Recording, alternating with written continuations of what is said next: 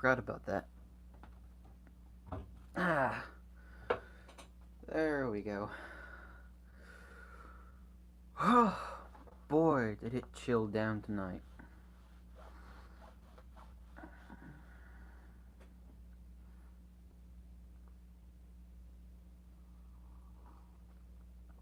Yes, Joshua, I believe you're first.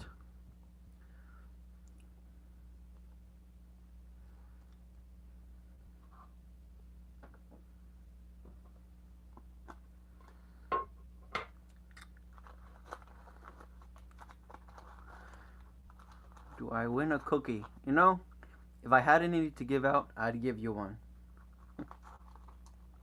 Evening, Amadeus.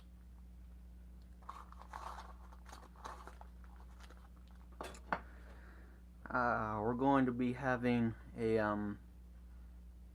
little pipe of Esoterica Dorchester before we get into the main event here. Oh, yeah. 2 hours feels like a long time when you're actually waiting on something.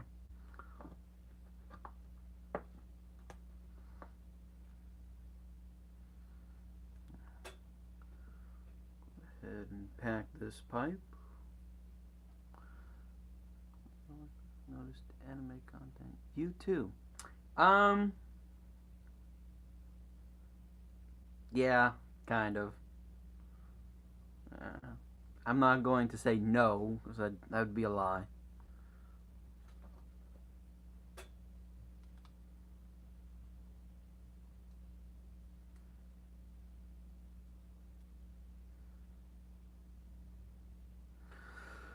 Oh, man, it got cold tonight. I know it's December, but it's not usually this cold this early.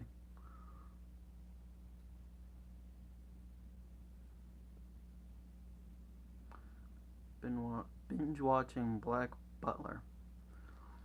Well, Joshua, I never started watching Black Butler for whatever reason. Mm.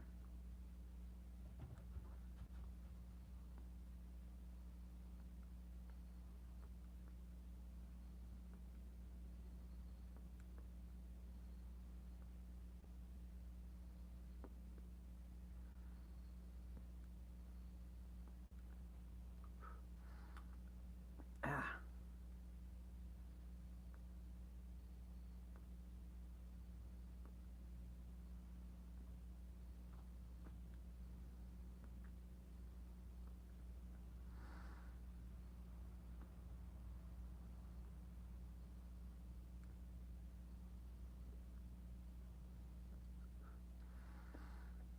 Ah.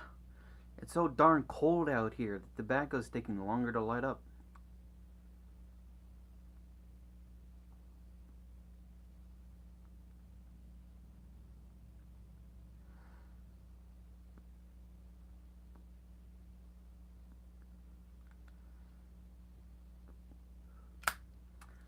Senpai, notice me. You have been noticed, Joshua.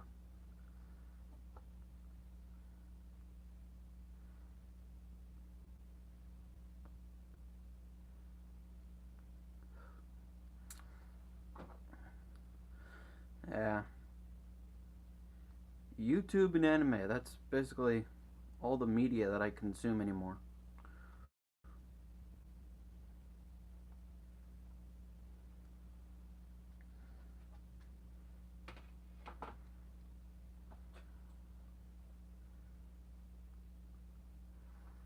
Everything I do for some reason. uh,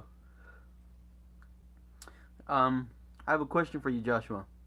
Do you watch Teching 101 here on YouTube?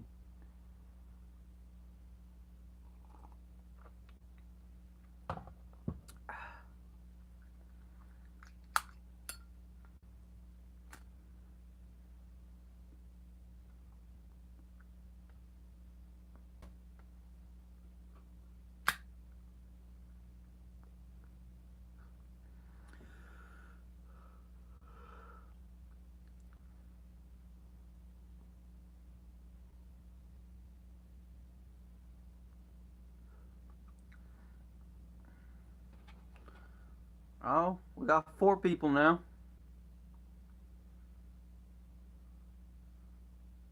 Sorry back. What were you saying? I was asking if you watch a anime presenter by the name of Tekking 101 here on YouTube.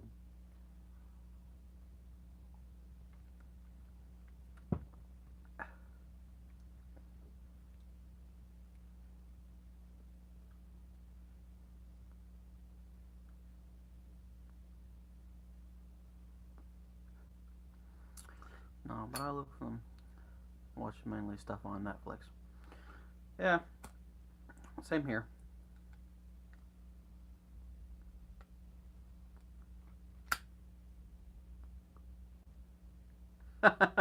Comes for the pipe smoking, stays for the weeaboo. Uh,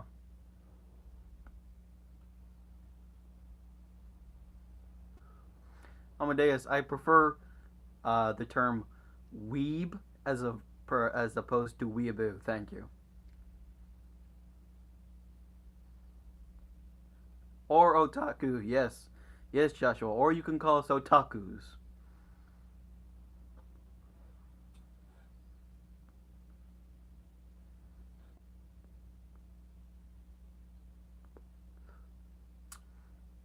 Yeah. Yes, nerds as well. That works too. I have coffee today and not water.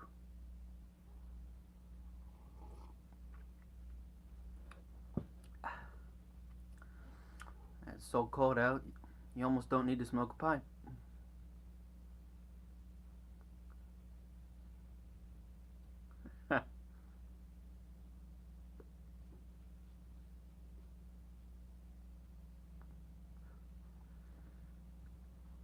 Ah.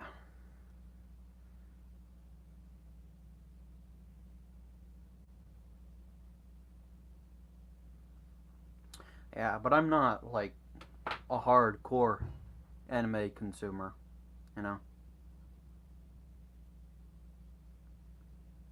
Eh, oh, well, to each his own, Amadeus.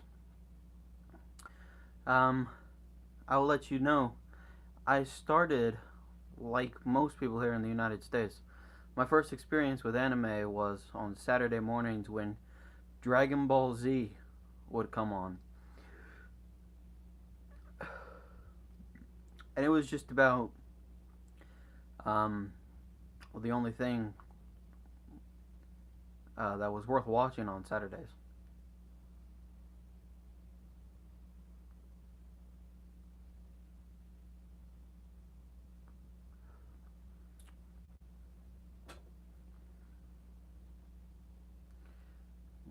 Now, first official Pokemon. Second one was Soul Eater. Yeah.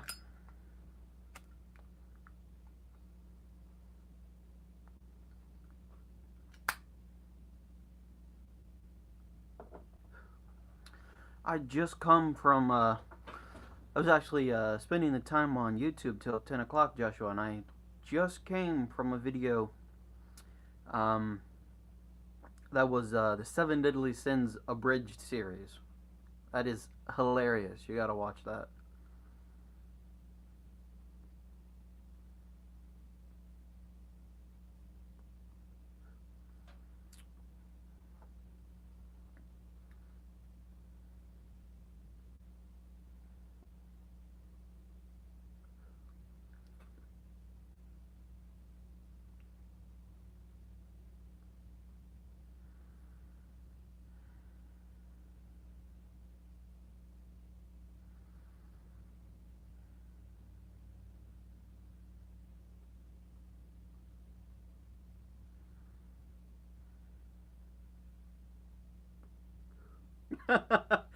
Oh, yeah. Dragon Ball Z abridged.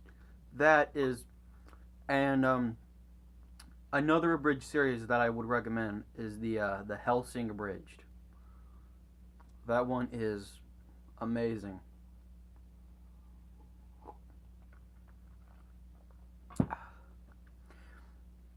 Joshua, I do have an email, but I don't like to just give it out. People pipes, whatever. I mean, yeah, I have an email. I just don't like giving it out to people, just on the internet. I mean,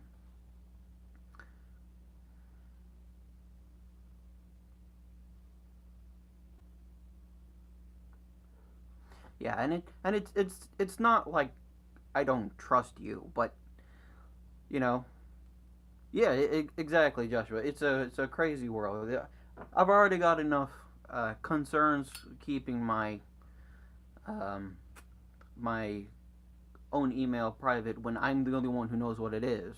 You know.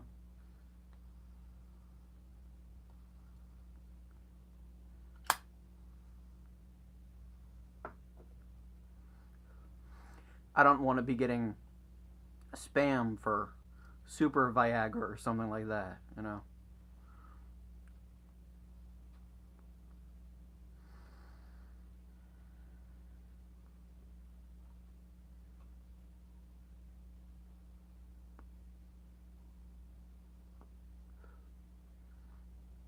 I mean, if you want to, Joshua, go ahead and drop it um, when the stream is over, because I'm not going to be able to. I'm sure I could like screen cap it or something after the fact, but I mean, it'll just be easier if you just drop it in the comments after the stream is done.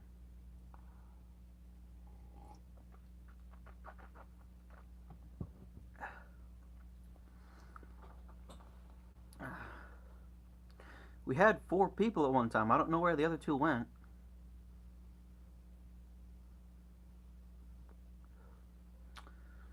Maybe they were just 2 random people surfing YouTube at 10 o'clock.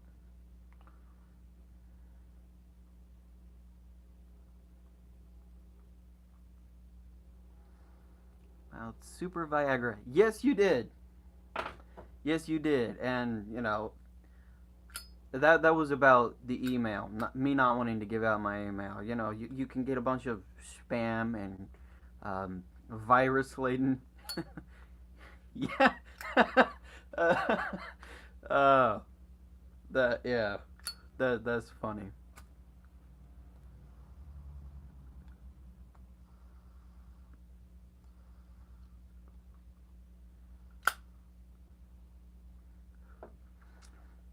I don't know whether it's because it's so cold out here or what's going on, but I'm having trouble keeping this lit tonight.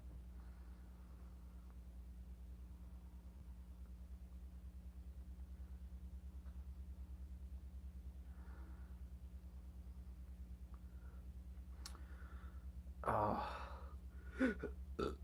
I just realized something. I'm gonna have to move, y'all. Um, if you get motion sickness, look away from the screen.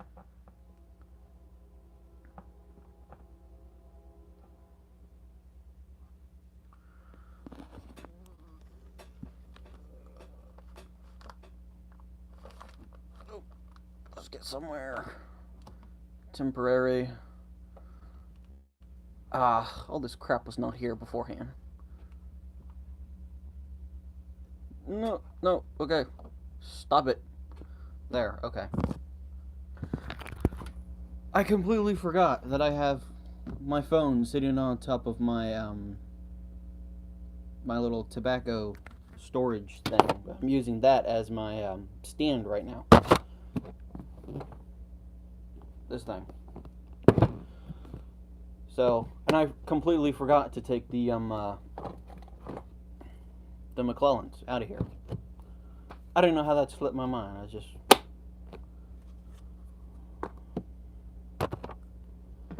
Alright. Alright, and we're moving back. There we go.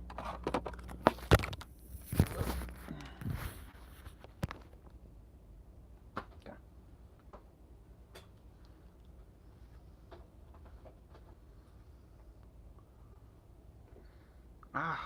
Okay.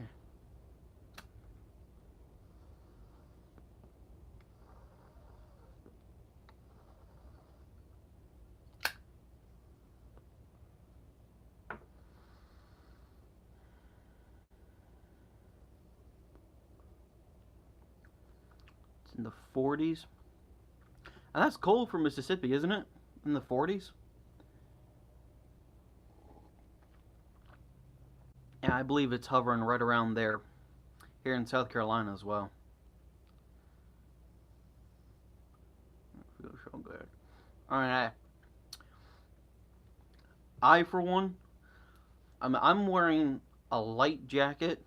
Oh yeah, much better than the 80s. I'm wearing a light jacket, um, a t-shirt, and just regular pants, and I'm good. You know, sitting out here with my mug of coffee, which is not OMS coffee, sadly. It's just some, I believe, Nicaraguan. I believe it's a Nicaraguan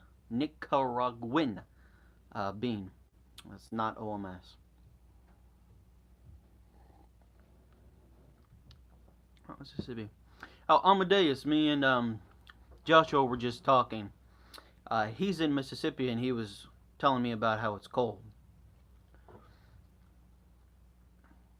Yeah.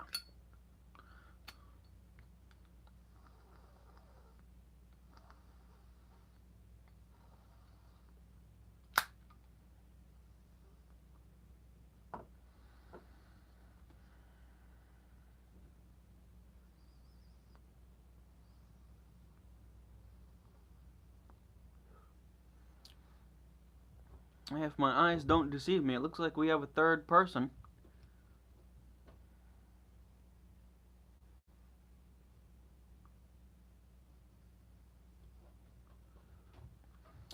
Maybe they'll chime in. Maybe they're shy. I just moved to Mississippi about a month ago. What? Small world, especially here on the internet.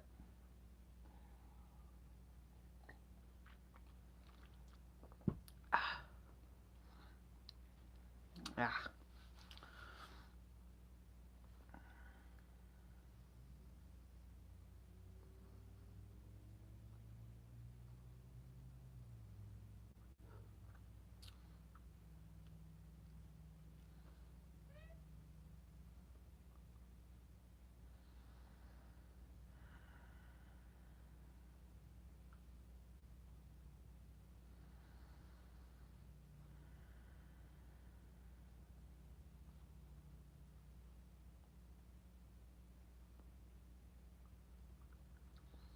Dance Dad Piper, good evening.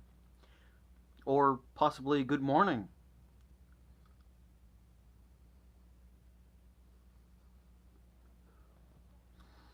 Welcome to the stream. It's nice to have you.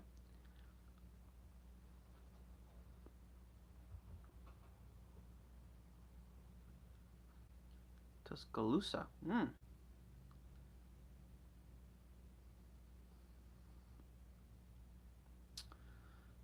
It's hard for me to comment right now. Happy to be here. I am content with having 4 people. I did the stream last night. Oh, it's jumped up to 5. Someone else is here. I did a stream last night and it was just Joshua and Amadeus with me yesterday. So as long as you're here and you're enjoying yourself, that's all I care about.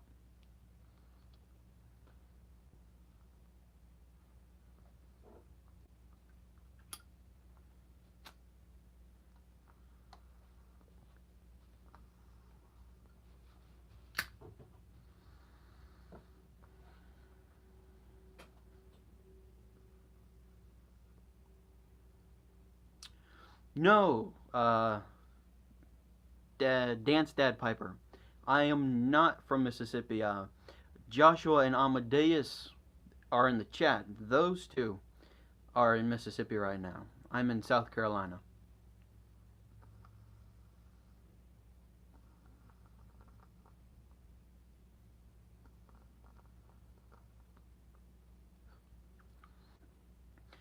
All right.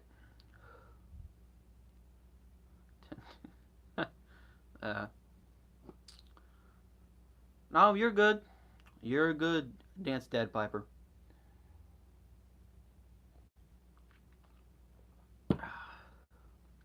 Well, we've been live for about 20 minutes now, and I'm tired of fighting with this stupid thing.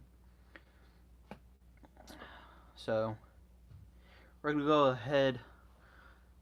Arrow quality isn't that great. It's one of those tobaccos. Josh is my name. Count Black is Okay, you're gonna have to excuse me. I can't look at the chat history. So we're going to go ahead. DDP. Okay. I'll just use that abbreviation. DDP. And we lost someone. Tonight is going to be a tin opening of almost 2-year-old McClelland's British Woods and First Smoke. And I'm going to answer the, yes, I'm hoping it's good. I'm hoping it's good, Joshua.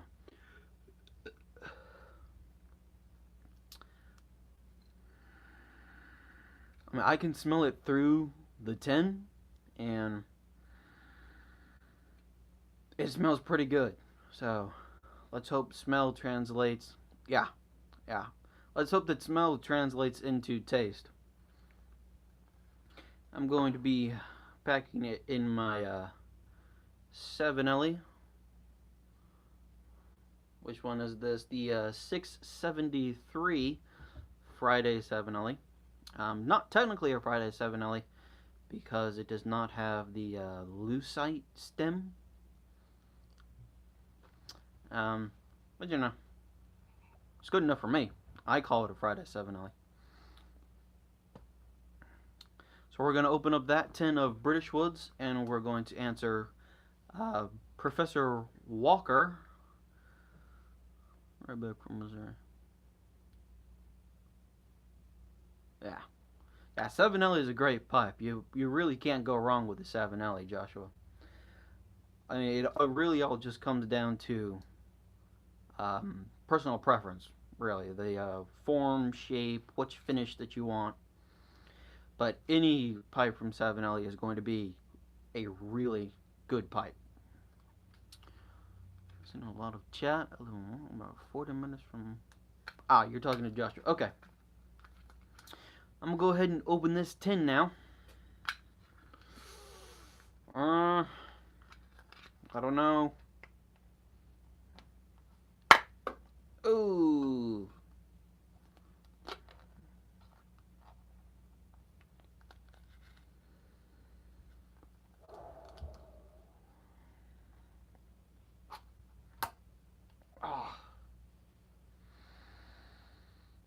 Bottom of the tin even smells like the tobacco.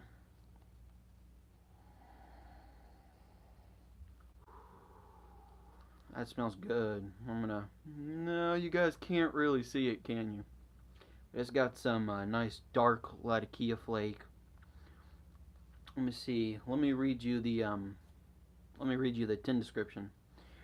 British Woods pipe tobacco, full, rich, and dark, heavy with fragrant Latakia, spiced with premium Macedonian tobaccos, lightly sweetened with matured Virginias, slow burning and cool smoking, unparalleled smoothness and refinement.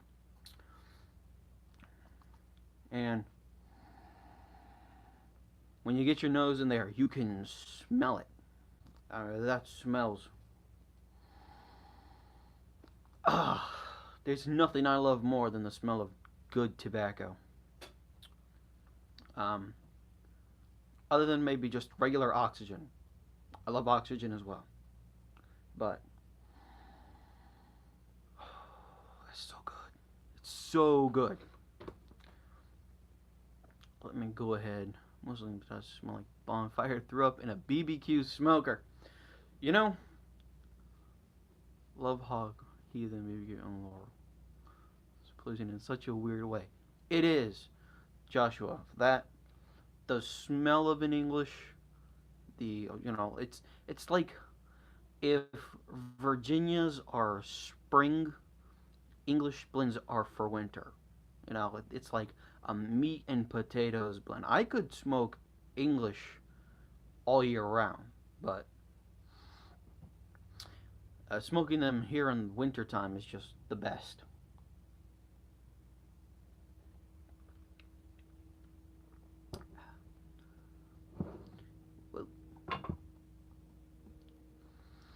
I'm going to go ahead and try and get this packed and not spill any of it, because this is a rare blend indeed. There's not much of this left. I mean, the same can be said for any McClelland's blend, but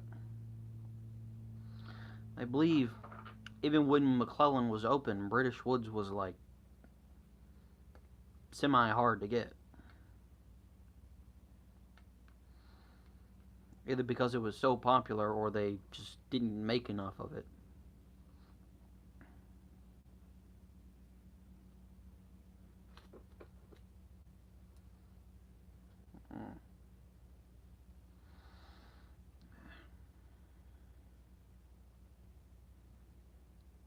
English in winter is great. Yeah. DDP, I cannot agree with you more.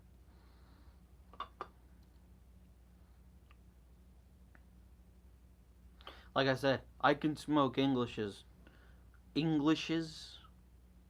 blends.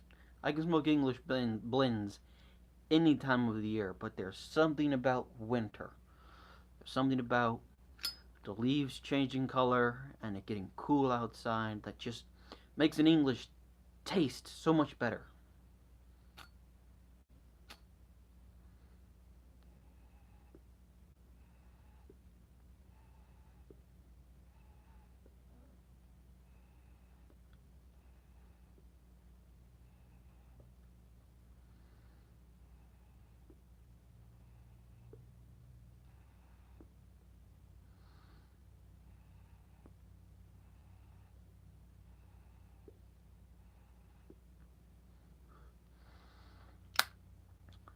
Buy one pouch, 110 at a time. Yeah, Amadeus. Esoterica, like when people put when online retailers have Esoterica, they have a buy limit.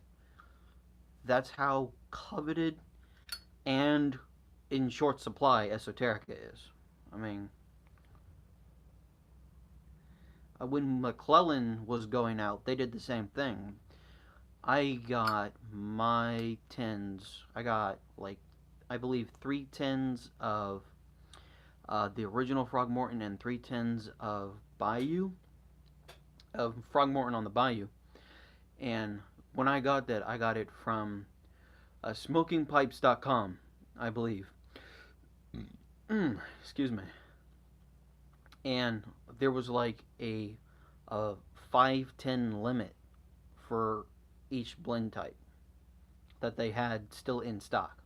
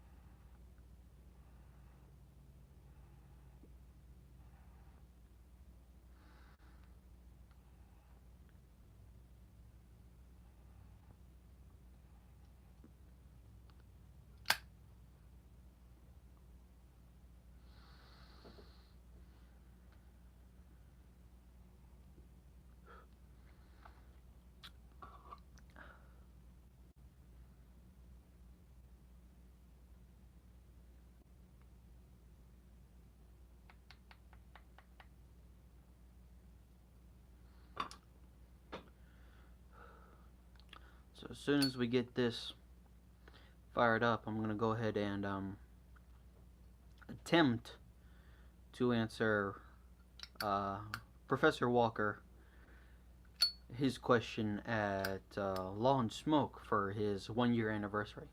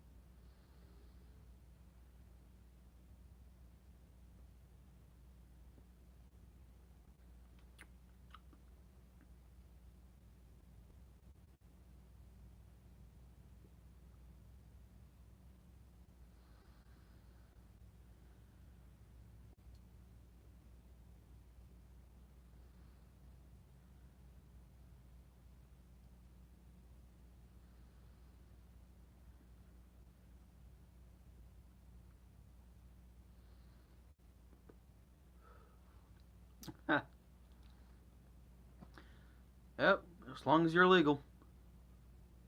So how good is it? DD Piper, I don't know.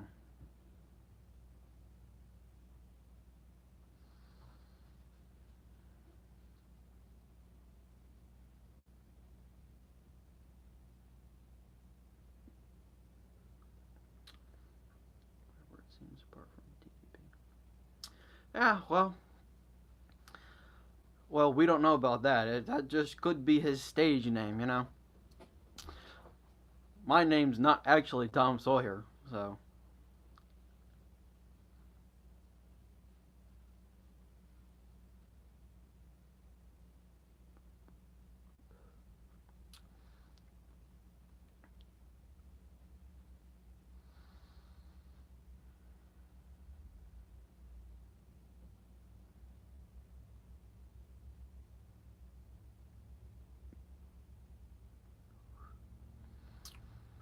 Well, let me try and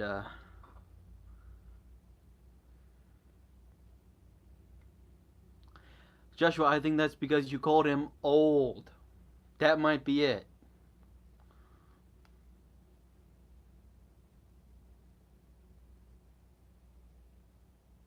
Yeah. uh,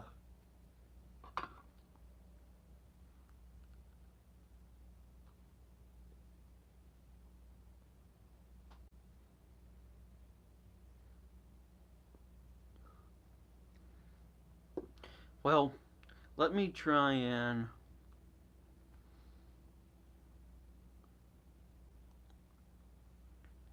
let me go ahead and try to kind of like review slash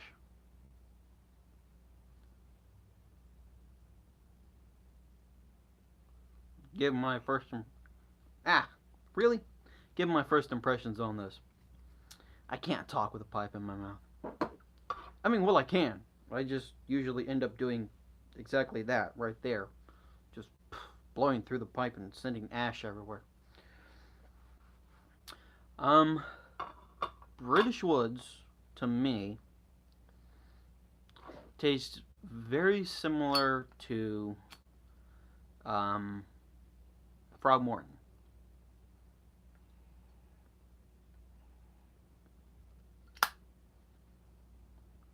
Yeah, it's very much in the same vein as Frogmorton. Um,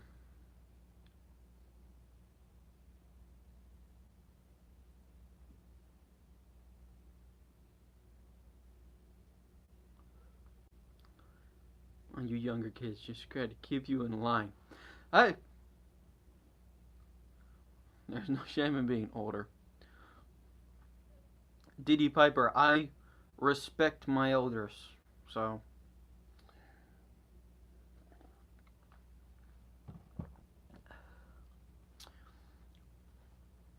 was it the verse says honor your mother and father so that your days may be long on the earth.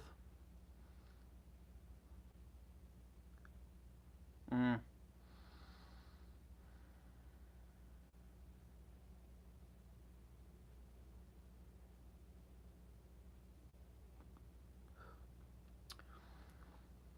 Well, back to British Woods. So like I said, it's very similar to, yeah, I like, yeah, my parents like that verse too.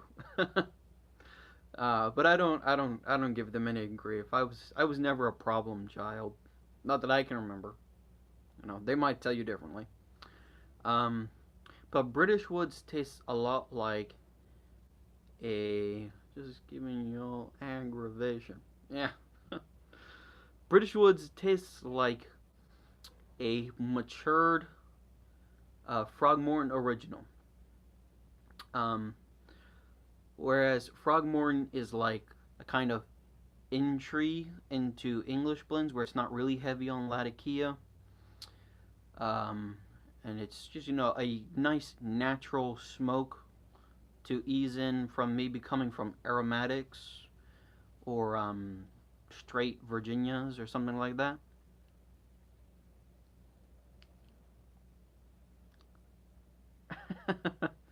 Ah,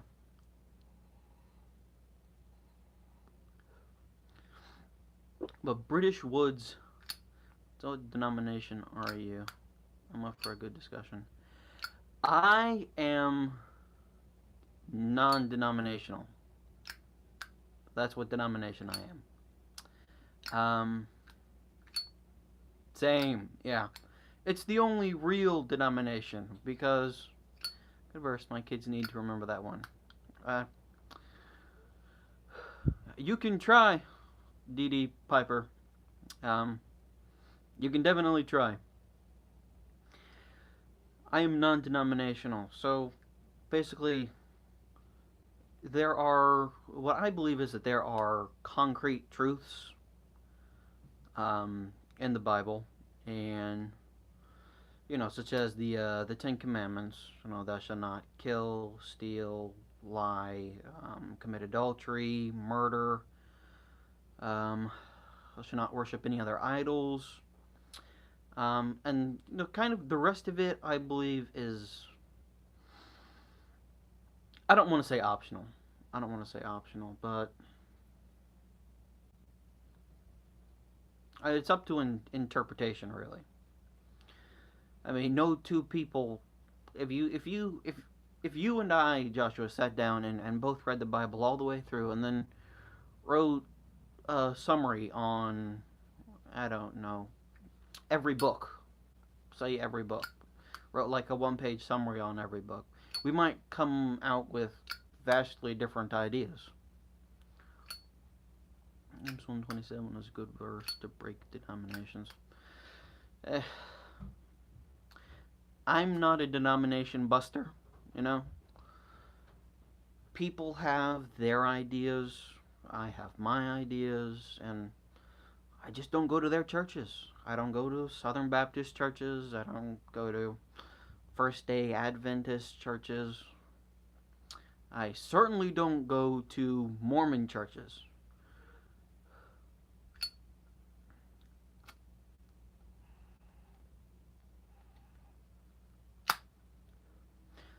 Mostly because there are very few Mormons here in South Carolina.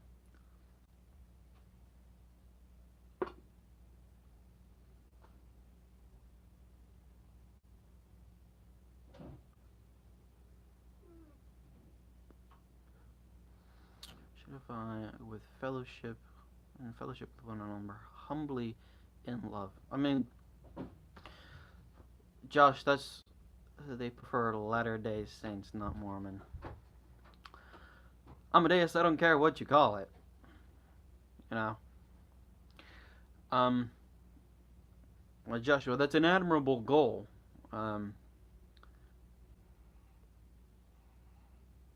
You go back into the New Testament, and there were no denominations. I'm going to support my school. No. there were no denominations. The first church was just the church, and everyone went out with the same message, and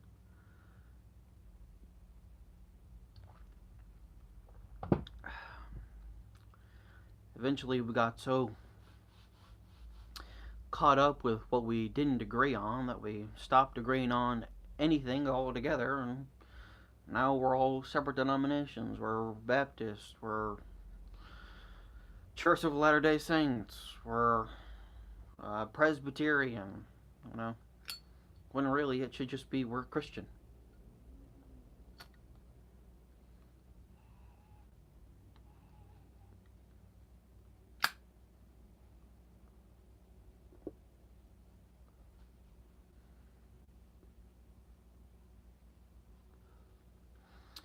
Yeah, well, Joshua, I'm not going to act like I have enough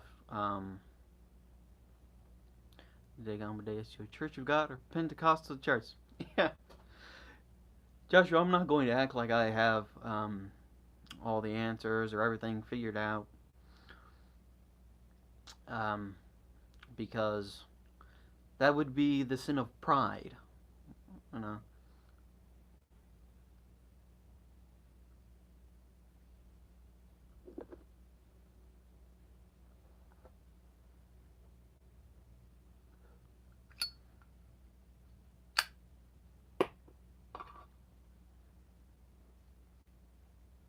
And I am humble enough to admit that I don't know everything.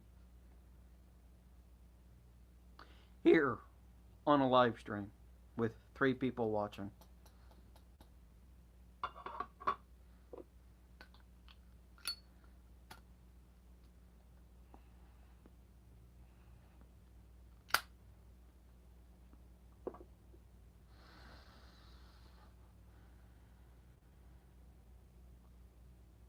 Pentecostal. Yeah, Amadeus. There's a lot of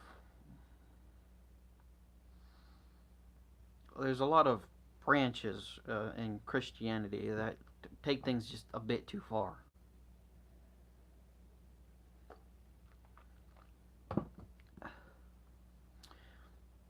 Like my mother growing up, she could only wear dresses, you know. Um, she couldn't go to the movie theater because the cinema was a sin. And the one time she went to a movie theater, years after she left um, the supervision of her own parents, my grandparents, she was she recounts the tale. She says that she was like terrified that going to the movies was going to damn her to hell. And you know, it's just excuse me.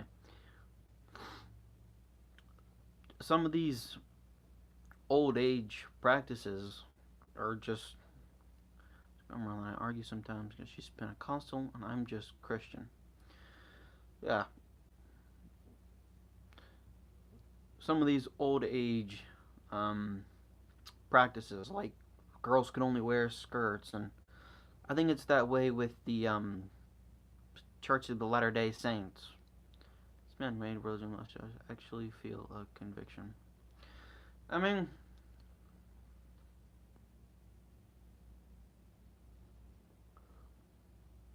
well, Amadeus, you have to look at it from.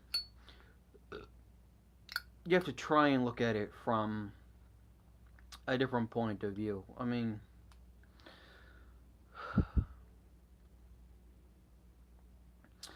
the Bible tells us that whatsoever things are lovely, whatsoever things are good, whatsoever things are pleasing to the Lord, think on those things. And if her mother was taking that verse literally, which is how I believe people should take that verse, is literally. You know, she would go through that music, and if she found it to be unpleasing or unwholesome, or you know, like have a profuse amount of vulgarity in it, and you know, she thinks that that's what's best for her daughter is to not listen to that stuff.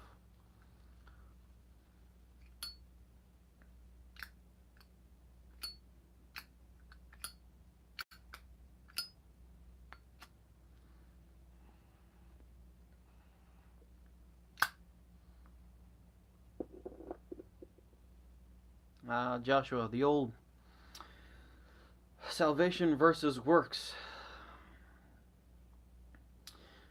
Well,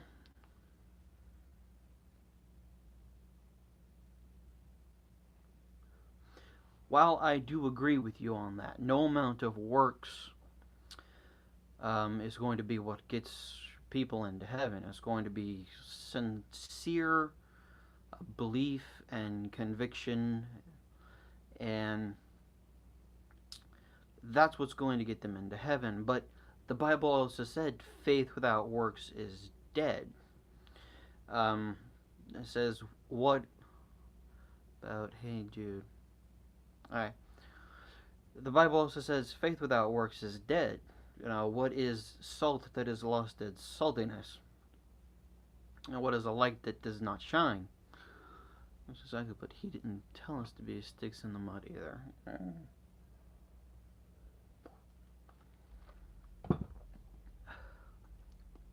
Let me continue with my thought. So, you're right, it's not works that save you, but here's my song, let's do it on bad days. Works is not what saves you in Christianity. What saves you is your belief in Jesus of Nazareth. And my interpretation is that works are the outward display of that belief, of that sincere, of that honest conviction and belief.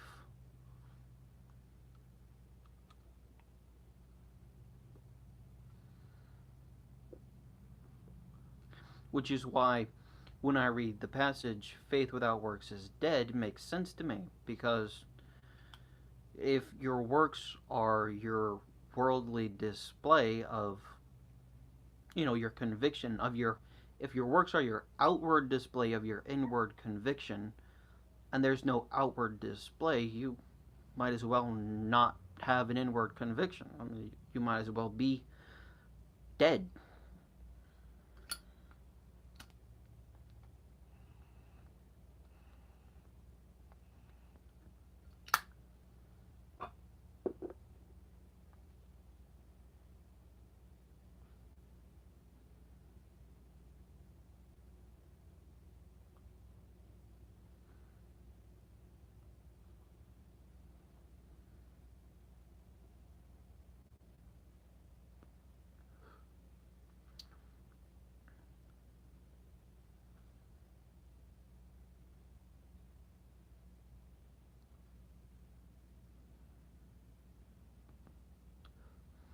We want more of God, so we chase after God.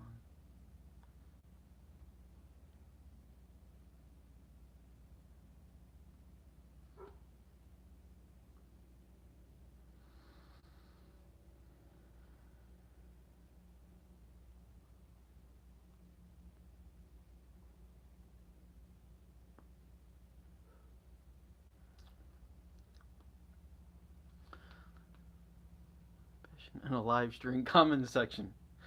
Yeah. Well, there's only 3 of you there. You can, as long as you keep it under 200 characters, you can just keep typing.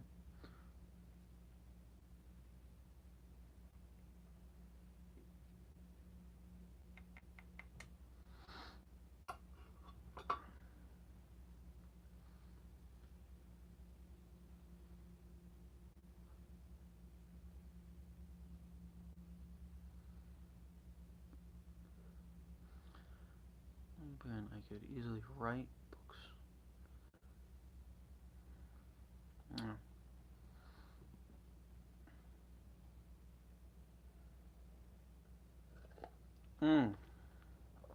Yeah, Joshua, I'm the same way.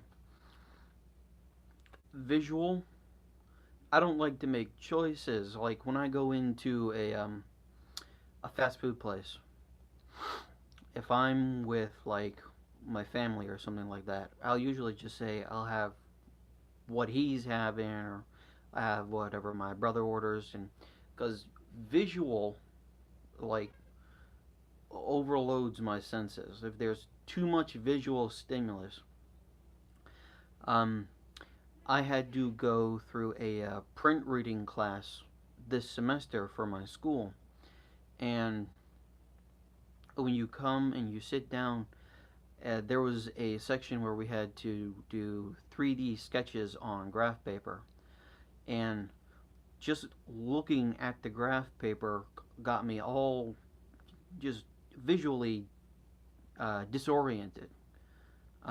Not so much like actually head spinning, like I don't know where I am, but like I can't focus when there's all of that visual information on the page, right? It's like visual overload is what I guess I'm trying to say.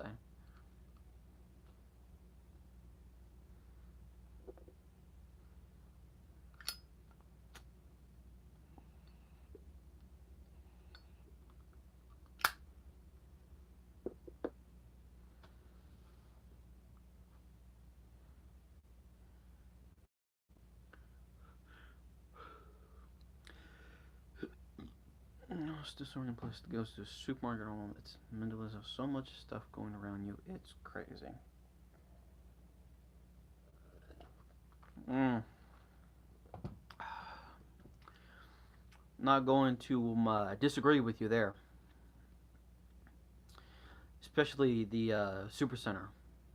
It's like you go in and people everywhere, stuff everywhere, and they do that on purpose.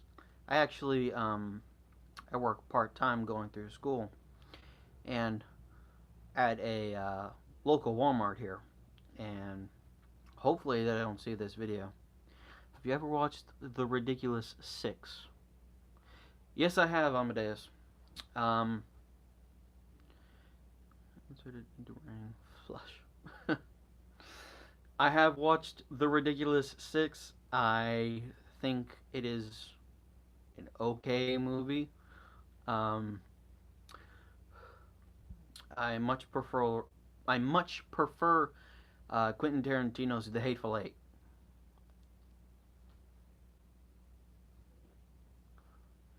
But I'm a sucker for old westerns in general.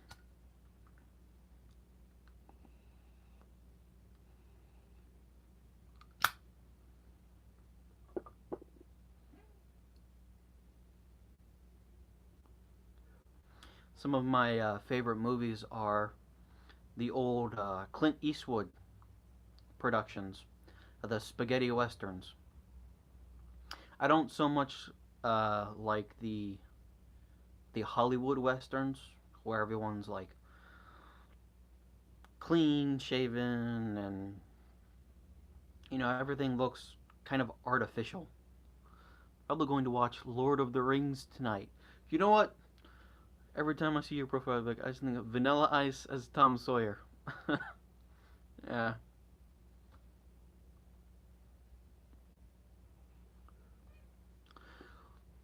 Mark Twain. Yeah.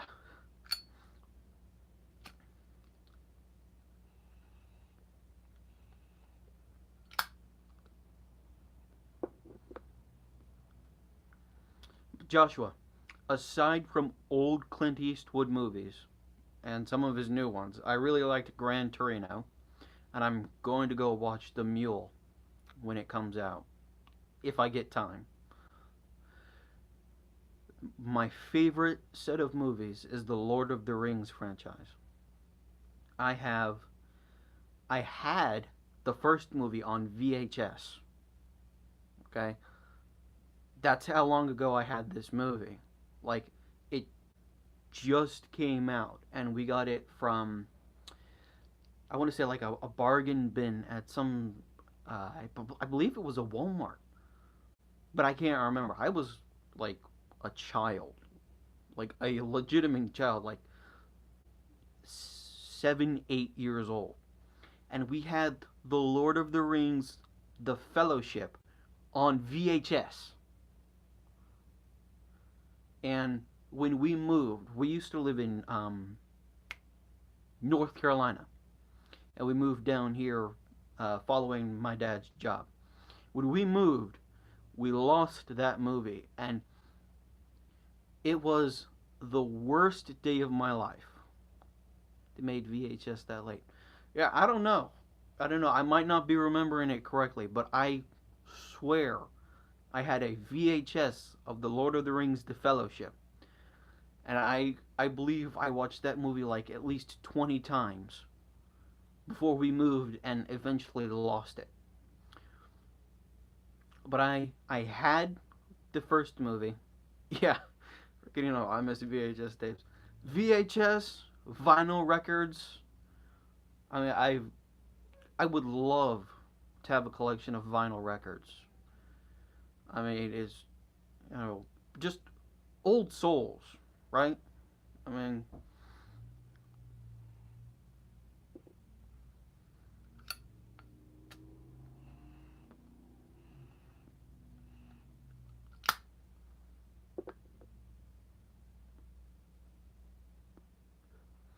but I had the first movie on VHS, and I still have The Two Towers and The Return of the King on the extended version on DVD.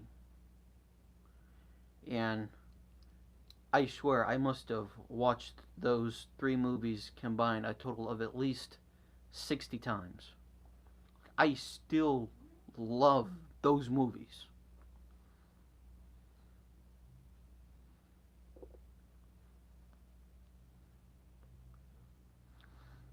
And I have The Hobbit, the book, and I also have, um, not the first movie, but the second and the third,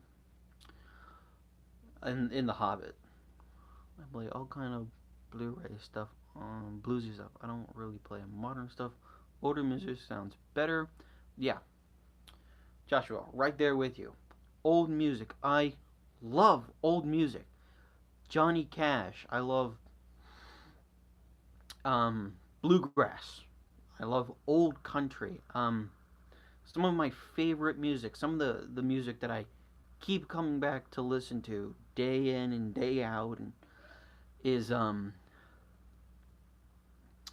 my two Johnny Cash um, albums, and as well as the soundtrack for "Oh Brother, Where Art Thou," which is basically a collection of all these different old time music.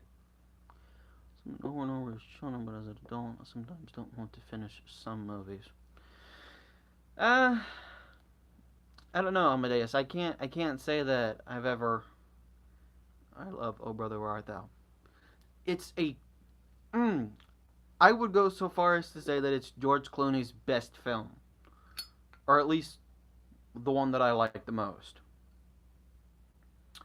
But Amadeus, I always watch a movie all the way through at least one time, right? But if I don't like that movie, I don't come back to it. I've watched The Green Mile. That's one of my favorite movies. I believe I've watched it like 5 or 6 times, even though it's super depressing. Um, watching childhood cartoons lately as if reliving my childhood, if only for a moment. Um, I don't know. I didn't grow up watching a lot of cartoons. Like I said, we always had just regular um, public broadcasting. I avoid the Green Mile, but I love it. It makes me cry every time. Oh yeah, Joshua, walk in the mile, walk in the mile, walk in the long green mile. I love that movie, and I hate that movie for what it does to me. Right? and and there's some movies like that where you can watch them, like I believe there's another movie that we have. I think it's called Big Fish or something like that, and it goes through the life of this man and all of his fantastical encountrances over life. Big Fish. Yeah, you know what I'm saying, Joshua. You know me. You and I, we connect on a personal level. Um, but it is such a great movie, and it is a movie that I can only watch like maybe once every couple months because it does things to you as a person, you know, which is what a good movie should do. It should be thought provoking. It should be. Ewan McGregor was such a good actor there. Yes, yes. And then the twist at the end where everything was real. All of these stories that he told were actually real, and all of these people come up and show up for his funeral. That's it's such a good movie. But that's what a movie should do. It should make you feel things. It should make you think about things. You know, it shouldn't just be mindless entertainment that you just sit down and consume and just vegetate. Yeah, yeah, Joshua. Movies today. That's why I love Clint Eastwood. He has, I mean, Gran Torino was a amazing film. And like I said, I'm going to go watch The Mule when it comes out if I have time. But movies today, they're like, especially Marvel movies. Now, don't get me wrong, I do like Marvel movies. But they're like almost empty, right? As a comics fan, there are changes that they make that I don't agree with, and they make changes that comics fans don't like, and Thor Ragnarok was just a setup for the next movie. All the movies are a setup for the next movie, which is why I say the reason why I watch some animes are really just shows that make you think. Yes, Joshua. Anime is a great way to get that experience that you really crave it on a subconscious level or feel. Bring out the yes, you crave it on a subconscious level to have something that is both entertaining and thought provoking or emotional. And so much of TV and movies today, it's just not it. They're just cash grabs. You know, which is why I like Marvel movies and I still like them. I think they're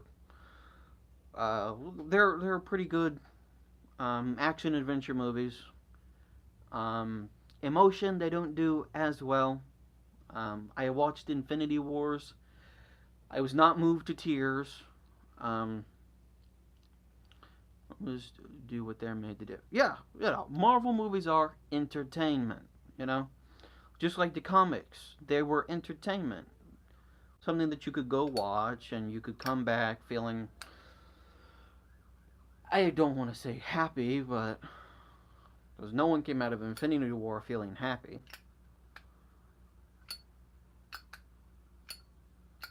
But yeah, I mean, so many movies just miss the mark on what a good movie should be.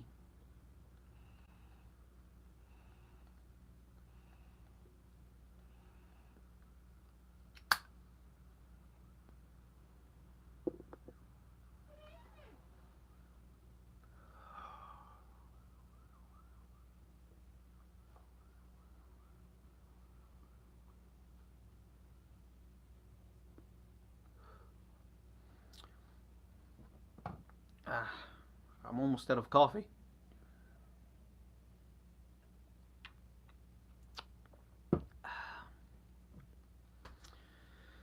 You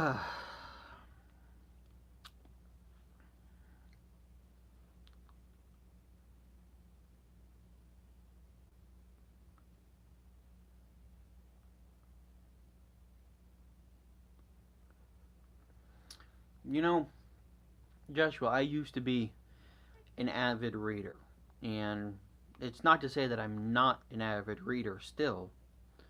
It's just that, you know, school and work, and I don't always have time to sit down and invest like 2 hours. When I was in Recorder and Percy Jackson, it was on a Circuit the Freak. I miss having them to read. My favorite book series of all time, um, which may not be the case if I ever get my hands on a copy of The Lord of the Rings, but my favorite book series of all times is the Lemony Snicket's A Series of Unfortunate Events.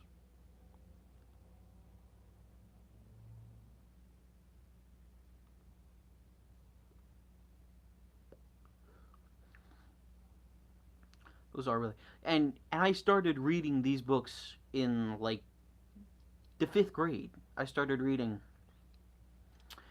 and I still remember my last day in, I want to say elementary. No, yes. Well, it was. I believe it was the last year of elementary school. I still remember this day, and not the last day, but it was it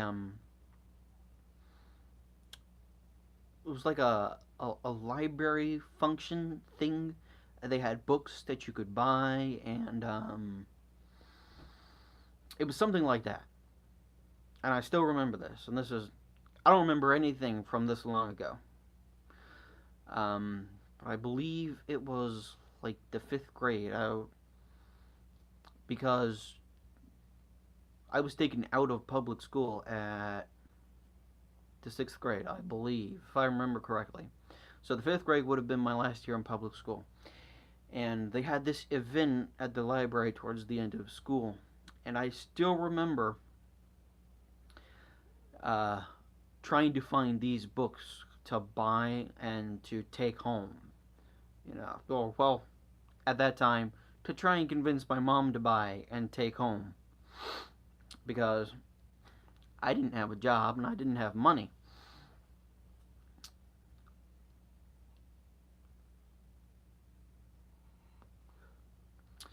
But I was able to procure. I'm mixing words. That happens sometimes. I was eventually able to procure. I just did it again.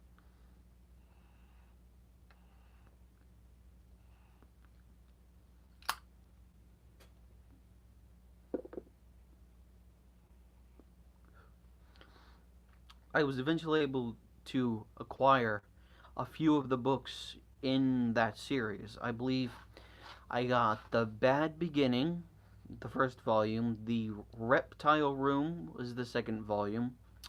Um,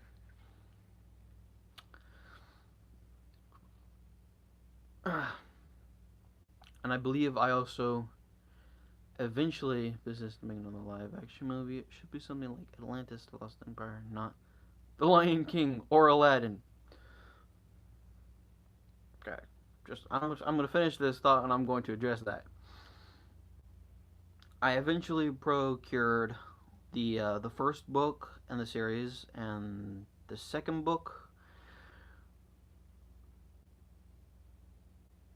Disney needs, not businesses. Yeah. Well,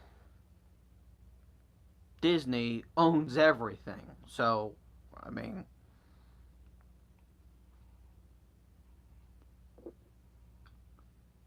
pretty soon we're going to be living in a world where Disney has control over literally every form of media. Because what did they bought, like Fox News or something?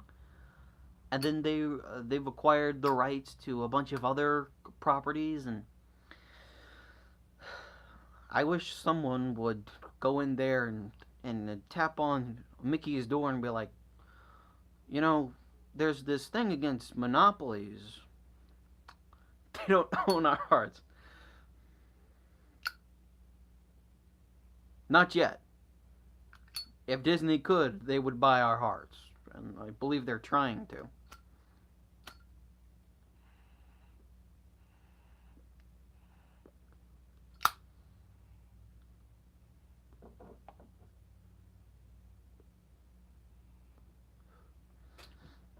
But the live action remake of The Lion King, it makes no sense. I mean, I have The Lion King, I believe. I believe I own a physical copy of The Lion King. And I would much prefer to watch the original quality Lion King. The I don't think it's hand drawn. I think Disney stopped doing hand drawn long before The Lion King came out.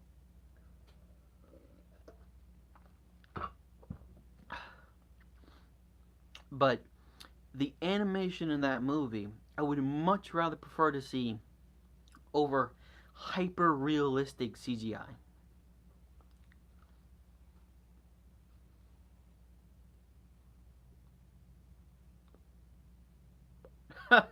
Yeah, just do Hamlet. Or, oh, what was it?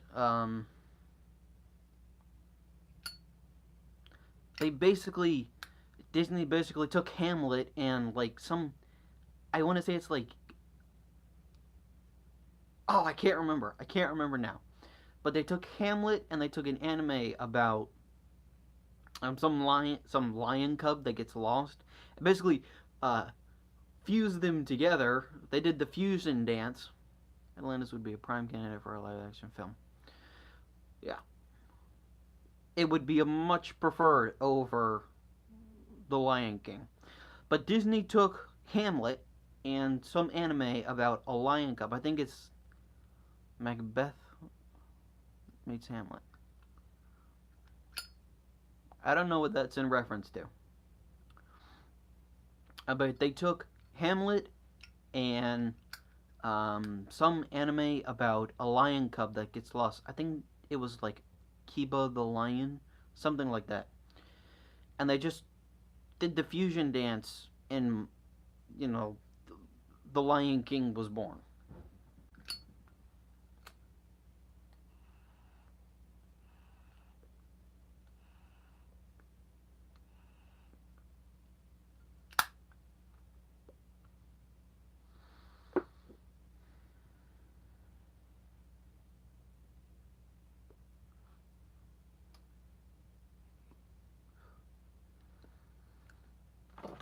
All right. Well, um, I think we should actually try and get through the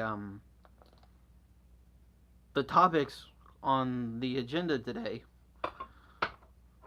rather than just sit here and cobble them together with animals to make a childhood movie. Yeah, that's basically what they did. That's, you know, Disney original, not really.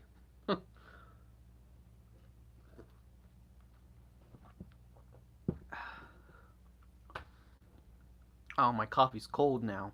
Ugh. Still good coffee.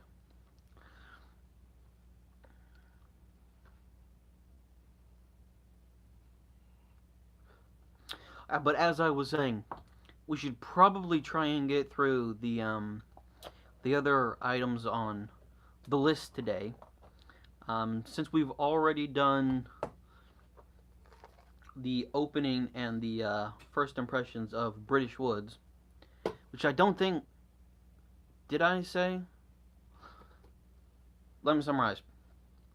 British Woods. It tastes very similar to Frogmorton. If you let Frogmorton sit and age and become a more mature Ugh, boy. If you let Frogmorton sit a few years, mature, and become a richer, um, heavier. Does that make sense? Heavier blend.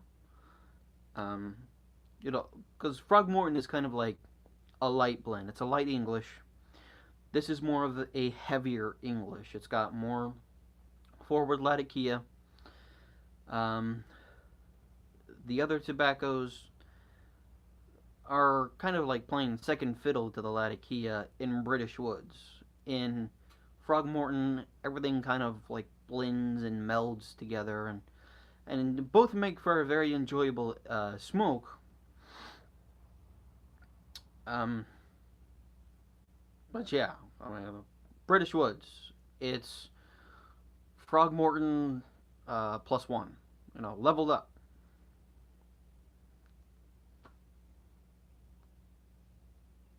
It's like Frogmorton with a touch of pirate cake. Yeah, that would be. That would. Well, not exactly. I would say if you were to take a tin of Frogmorton and a whole tin of pirate cake, I would say like adding 10% of that Latakia of pirate cake and adding it to the blend would get you about what you have in British woods. It's still a very nice smoke, as is with Frogmorton. Frogmorton. Eventually, I knew I would remember, as is Frogmorton. But you know, it's like a beginner's English versus a more experienced pipe smoker's English. Okay, so now to answer Professor Walker over at Law&Smoke, what my dream pipe would be. Um,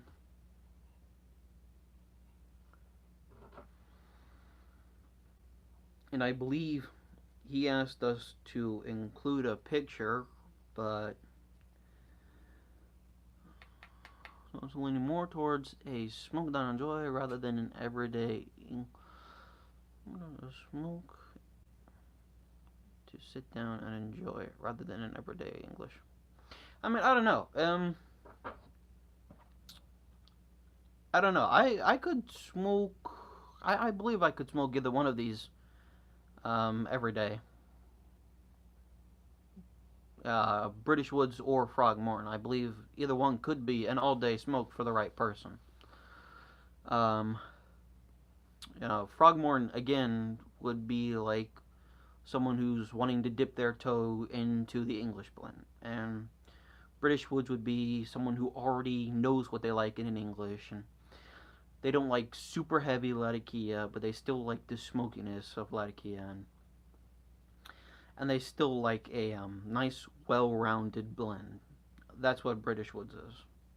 I mean, again, either one could be an all-day smoke, an all-day, everyday smoke.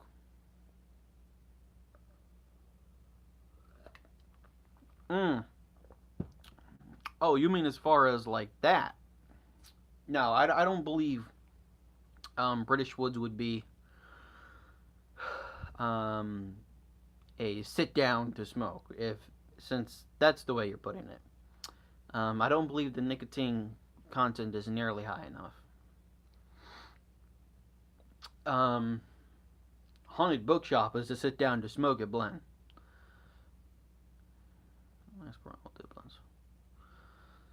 Yeah, well, again, I don't think that British Woods like eclipses Frogmorton as far as nicotine content. I think they're going to be roughly the same, and for experienced pipe smokers, if you smoke like a bowl or two bowls a day, you're not really going to notice um, the nicotine difference in those two blends.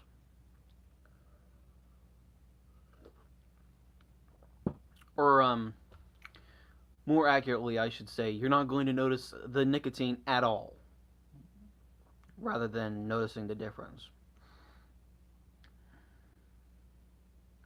Haunted Bookshop. Joshua, haunted bookshop is like butter in a pipe. Let me tell you something. Haunted bookshop is it's the best burley blend that I've ever had. I got a sample of it from I believe Javier Piper, back a while ago, and I did a video on it. And it is like butter in the pipe. It to me it almost tastes like butter, if you can imagine that.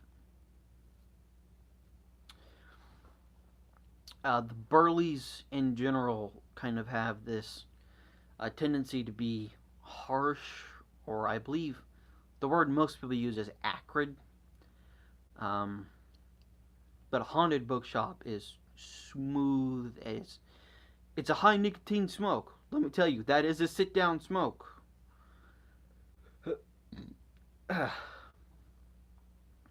But it is one of the best burleys that I've ever had. So, if you've got a day like you're free the weekend and you don't have anything to do and you want to sit down and try haunted bookshop, go out, get you some, pack a pipe, sit down as a preemptive measure, because unless you've been smoking for a while, the nicotine is going to hit you. I mean, it hit me.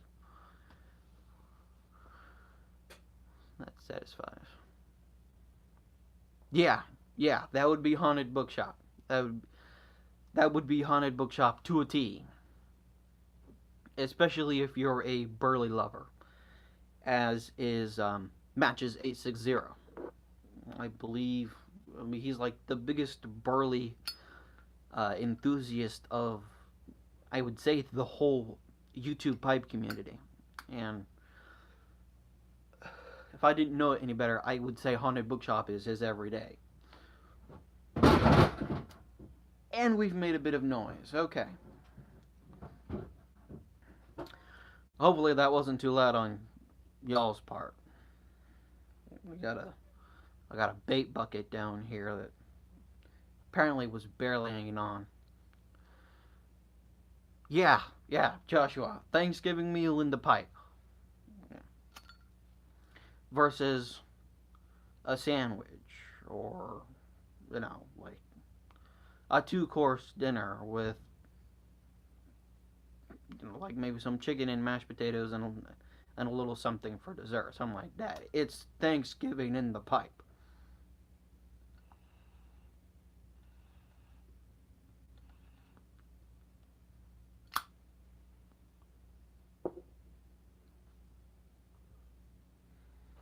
So, we're looking at 84 minutes almost live.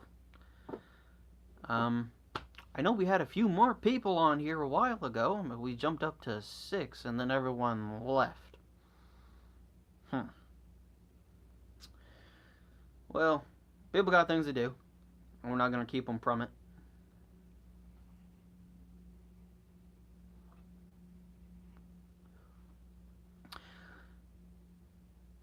What was I going to say? Oh, yes. What if we treated a bowl of tobacco like a meal? Joshua, I think you'd go hungry very quickly. Or do you mean treated it like a meal as in... What do you mean by that? So you can treat it as a meal in, I believe, several different ways.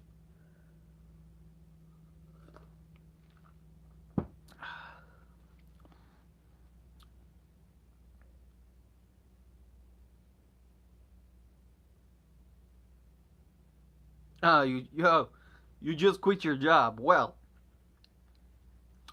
I wish I had that liberty. I would quit my job in a heartbeat. The nature of how we smoke. Well, if we're going to do that, I would say cigarettes are fast food, which neither one's good for you. So I would stay away from cigarettes entirely. I would stay away from fast food almost as much. Pipe would be... I don't know. Pipe would be...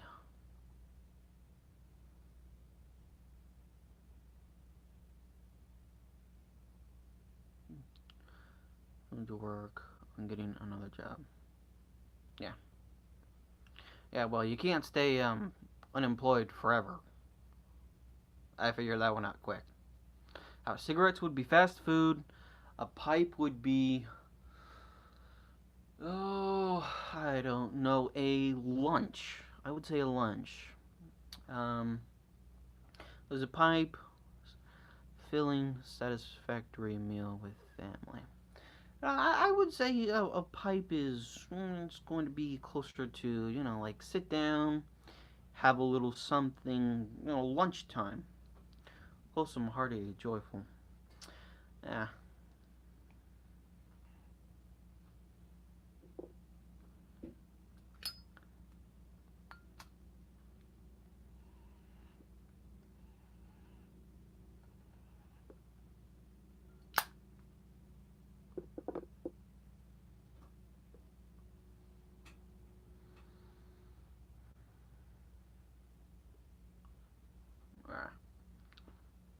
And then cigars. Cigars would be like a T-bone steak with real mashed potatoes and I don't know. Would you have a mug of beer or a glass of wine?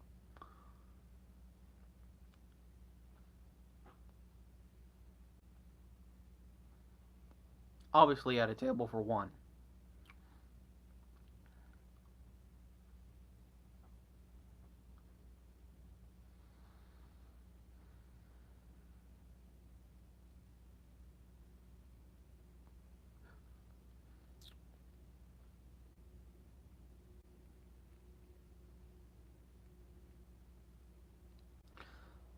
What a bookshop loaded in it.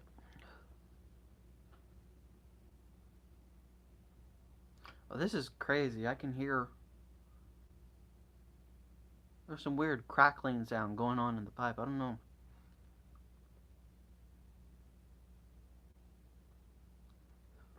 But I have a clay pipe, Joshua. It was actually the very first pipe that I ever acquired, and it was before I was of smoking age. We were down in Florida, I believe, on a family vacation, and we had went to a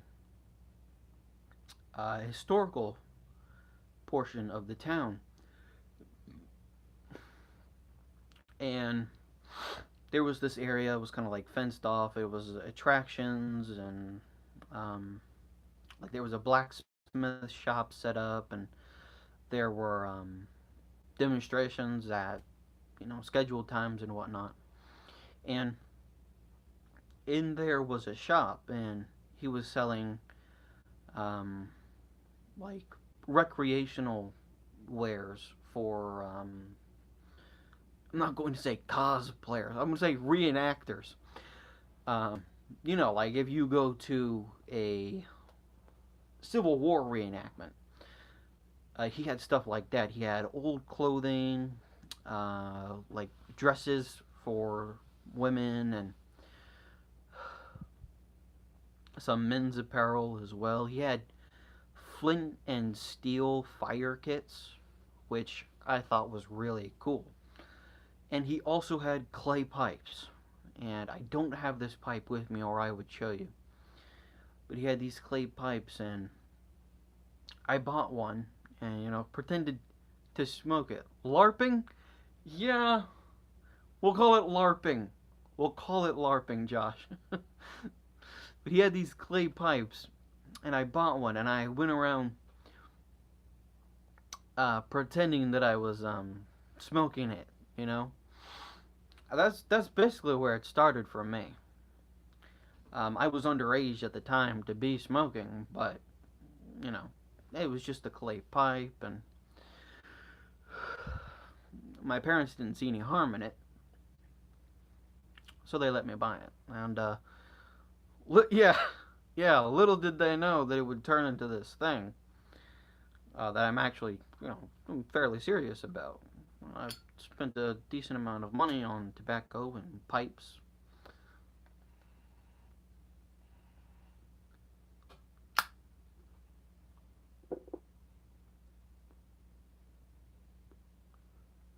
And I get real enjoyment out of doing this. There's few things that I used to do that as a kid too. I used to buy the bubble pipes from the dollar store. Yeah, can't say I ever did that, but I get genuine satisfaction out of coming out here and smoking a pipe. There's something about it. Just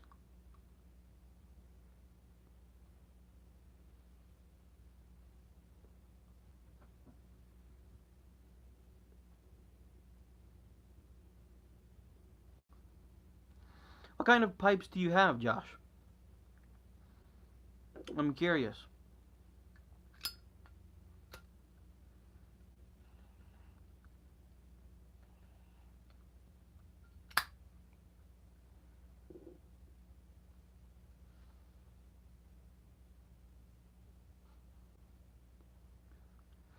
If I remember correctly, I was not 17, 16 when we went on that trip. So that would have been, I don't know if that's wet tobacco burning or what that is. There's this weird crackle sound in the pipe.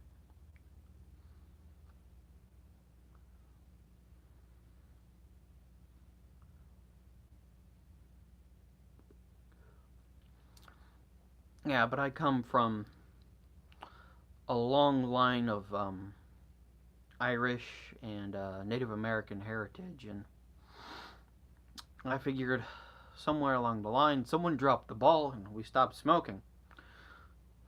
Norden Compass with brown grain and a Butch-Chokin formal black. Uh, oh,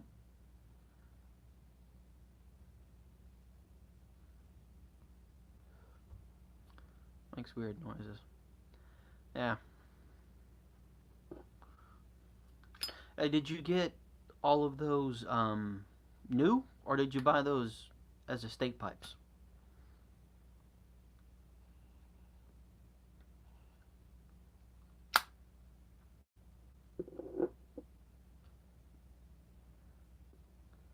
Because I know the Nordings, they're basically like custom handmade pipes, and they can be quite expensive sometimes if you're buying them new.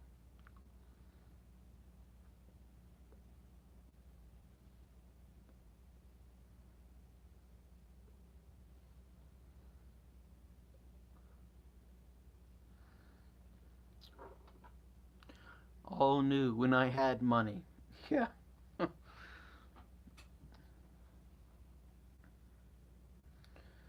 Yeah, that's the great determining factor, isn't it? Money. It goes 30 to 40. I don't know. I've never seen a Nording go for $40 new.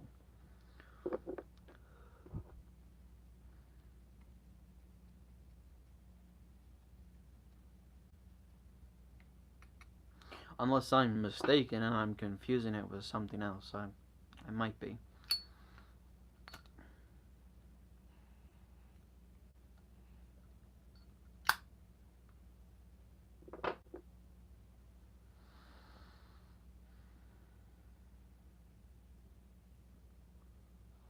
Ah. It cost me 150, but I had to have it. One of those kind of pipes. Yeah, I know George Bruno. He had a video, and basically he was talking about that. Unlike with a lot of things that we buy nowadays, pipes choose you, right? So this pipe, I like it. I like it a lot. I like this pipe when it works. I don't know why it's giving me a hard time with that Dorchester. But, and like he said, pipes don't literally have a soul, but there's this soulful quality about them. It's like when you find one that you really, really like, it's like it calls to you almost.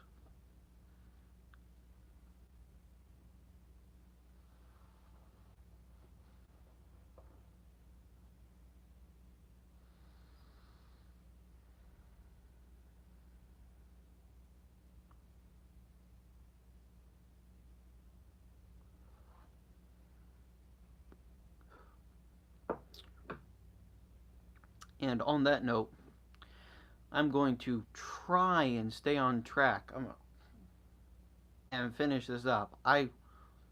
We started wrapping up here 20 minutes ago. It's a great little poker with a metal stem. I'm still in Bravo. Good pipe for working.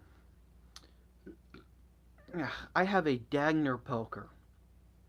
It's a little shot glass. I say little. It's not little. It's like one of the heaviest pipes that I own, and I don't smoke it that much. I'm in smooth, rusticated, or natural, I think. Well, I'm sorry. Oh no. I don't know what you're apologizing for. I'm glad that you're still here. Yeah.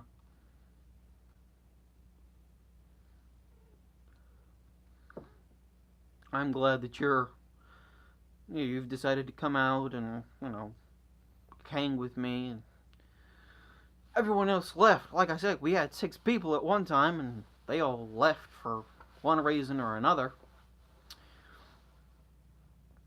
Maybe it's because these streams go on too long. I don't know. I tend to ramble and talk. I'm the same way. I'm the exact same way. When you can get me to talk, I don't talk often. But when you get me to talk and it's a subject that I'm comfortable with, I can talk for forever, basically. I'm tired of the weeaboos. Yeah. Weeaboos unite. Well, if they don't like it, that's their prerogative. That's their problem. I'm not going to ignore a question from one person to satisfy 4 other people who aren't talking.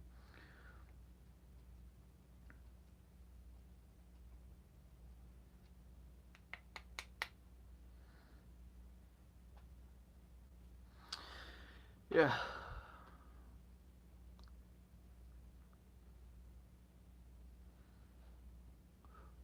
Okay.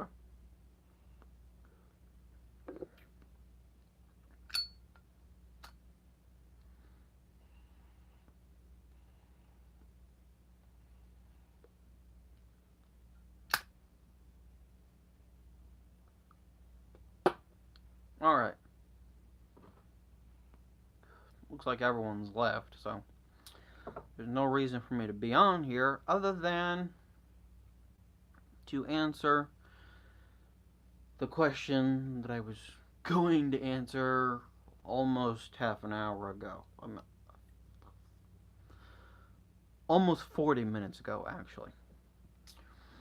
So, Professor Walker over at Law&Smoke is having his 1-year anniversary on YouTube. I think I'm almost coming up on the same date. It crashed. Oh, okay. The stream crashed or your internet?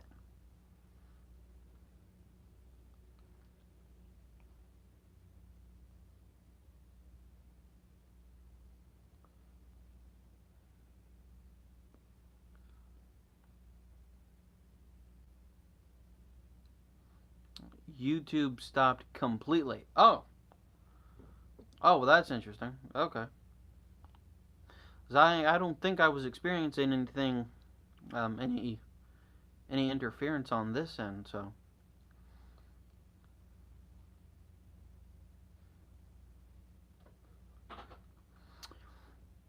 but back to the matter at hand. So Professor Walker at Law&Smoke is having his 1 year anniversary on YouTube, and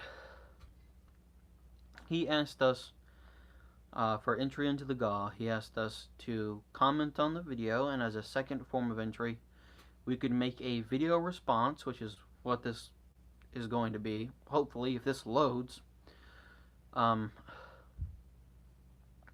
answering the question, what is your dream pipe? And if you haven't acquired it yet, provide pictures if possible.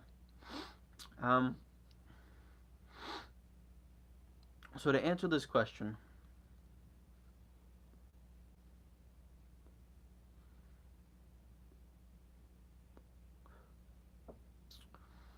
I have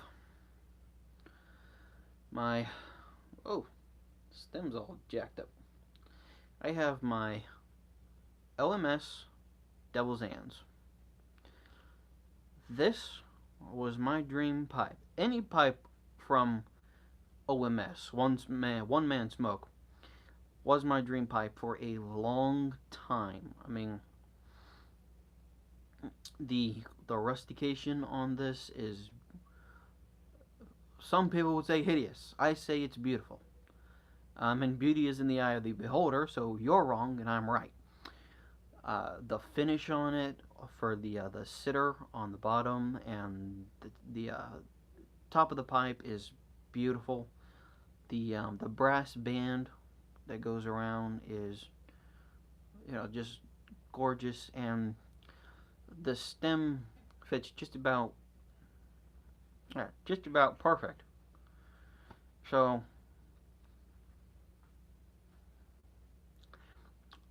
OMS, any pipe, but now that I've had this one for a while now, I believe this is my dream pipe. I love a rough bark like rustic. As long as you have nature pipes like that are my favorite.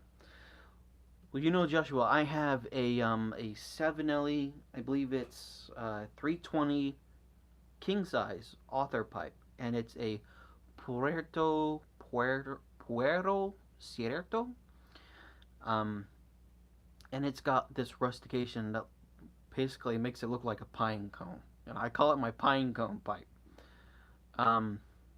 But other than OMS, I think the only other pipe that I'm dying to have would possibly be a Vauen. I think it's a German company. Does he still make pipes? One Man Smoke or Dagner? I believe they both still make pipes. I was on OMS. Yeah, OMS still makes pipes. I was on his site earlier today, looking to order some coffee. Then I realized I'm broke as a joke and decided I would blend up some of what I had on hand. Oh yeah, you can't see it because the lighting is terrible, but like you said, if you like nice rough rustication on a pipe, you are going to like OMS. So back to what I was saying. If there's any pipe out there that I, would chase to the ends of the earth to acquire, or sell my kidney, my one good kidney, to get the cash to afford one, it would have to be a Vauen, Vauen, I believe is the company. It's German. I'm sure I'm butchering the pronunciation. But a Vauen Ranger. This is how pipe acquisition disorder is developed.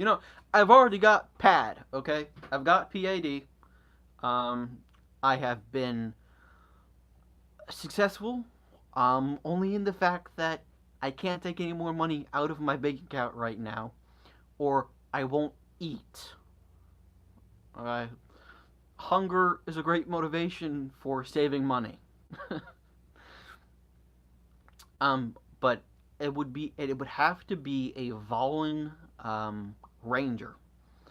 And for those unfamiliar, Volin, back when the Lord of the Rings, yeah, yeah, back when the Lord of the Rings was still in its infancy, the movies, I should say, Volwyn, I don't, I'm not sure the actual history. I don't know if they like bought the rights to make the pipes, but I believe they're the ones who produced the movie props, the movie prop pipes, and they later went on to produce actual production, consumer available versions of those pipes, and I believe they call it the Ranger, and that would be, or Strider. They either call it Strider or I think I want Bilbo's pipe. Yeah, I mean, I don't know. I would love to own any of them. And I've been on some of the pipe forums just looking at images. I know Mutton Chop Piper. Yeah, yeah, Mutton Chop Piper. Back for International Pipe Smoking Day, back in I think like March. He brought out his Strider pipe from Volin, and I remember him presenting that pipe, and I was taken aback by just how beautiful it was, and I've always loved the kind of like the church warden aesthetic. So I mean, anything from the Lord of the Rings line of pipes from Volin, and I don't know if I had to list another one, I would say a uh, a birth year Dunhill. But that doesn't look like it's going to happen anytime soon. Um,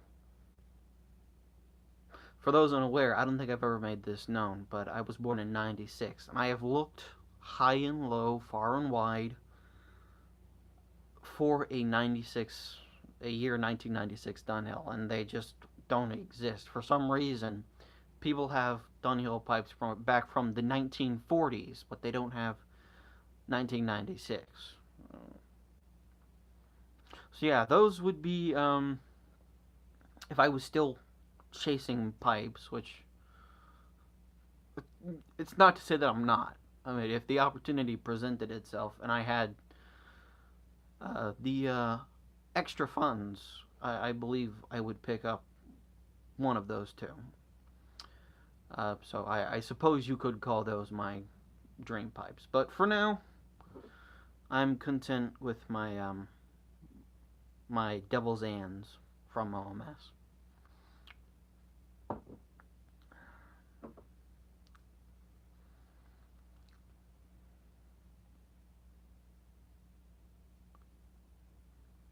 Eventually becomes a vicious cycle.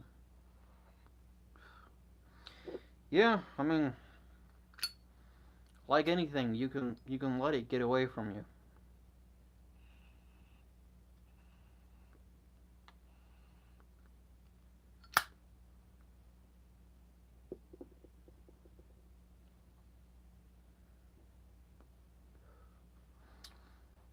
Thankfully, I haven't reached the point where I have both pipe acquisition and tobacco acquisition disorder. I mean, I could. I showed you all my pad can be tough sometimes. Yes, it is a legitimate disorder, and you cannot tell me it is not, because pipe acquisition disorder is basically obsessive compulsive disorder, right? So you see something and you have to have it regardless of what's going on at the moment. I mean, it's you could almost liken it to yes, yes, Amadeus, I'm still here, I'm still here. The last stream went on for 100 minutes, and that was only because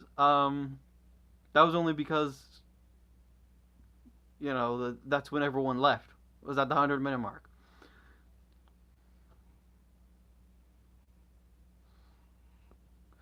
But pipe acquisition disorder and tobacco acquisition disorder are real mental afflictions, and I will not have you put down those afflicted by such uh, uh, um, uh, ah words words. I will not have you put down those who are afflicted by such illnesses. Alright?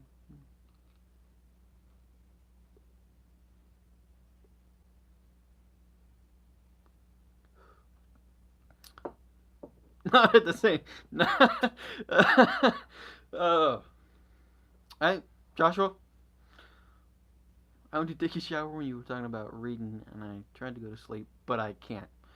You know what, Amadeus, I'm almost a certified insomniac.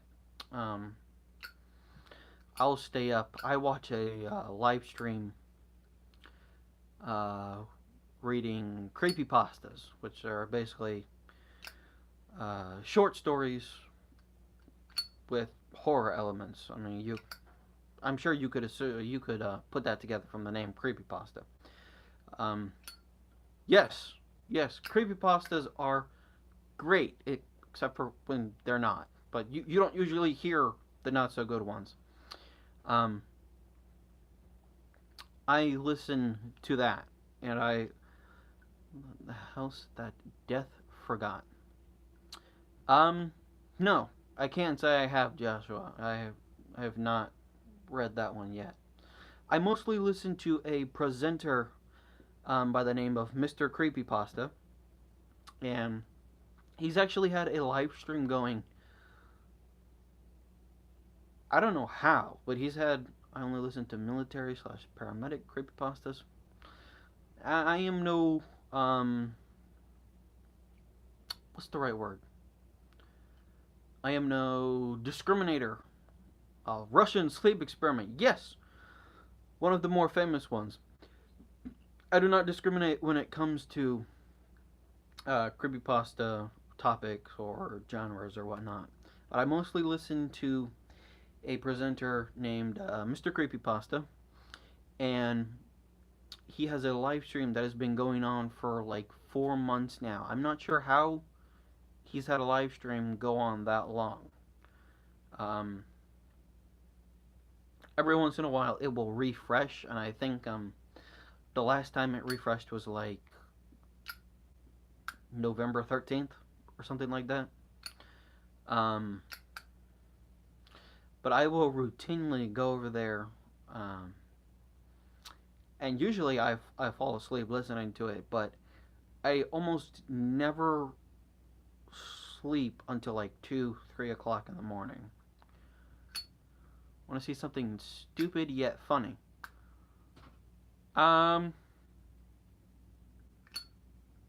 Made you look. Oh, oh.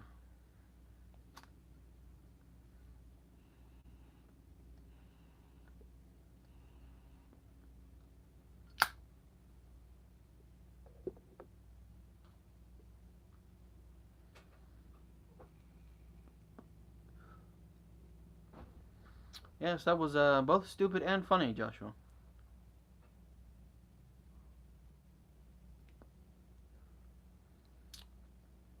Live stream comment that.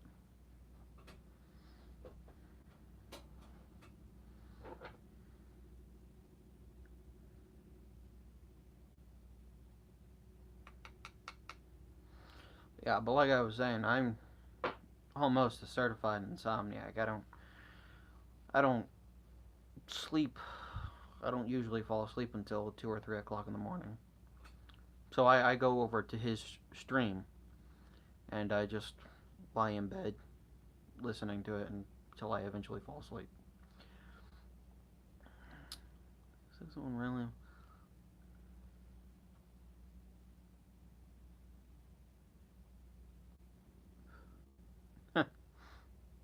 Yeah.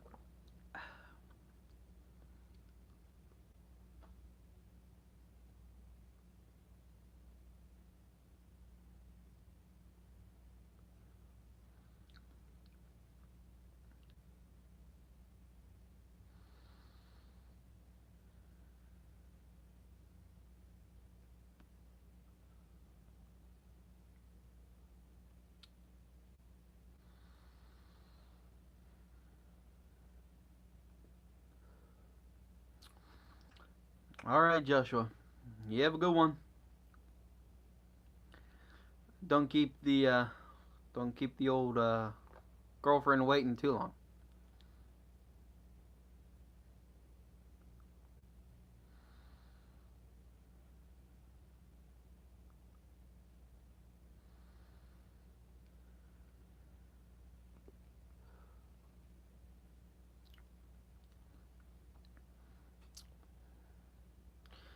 It says we still got a few people in the stream.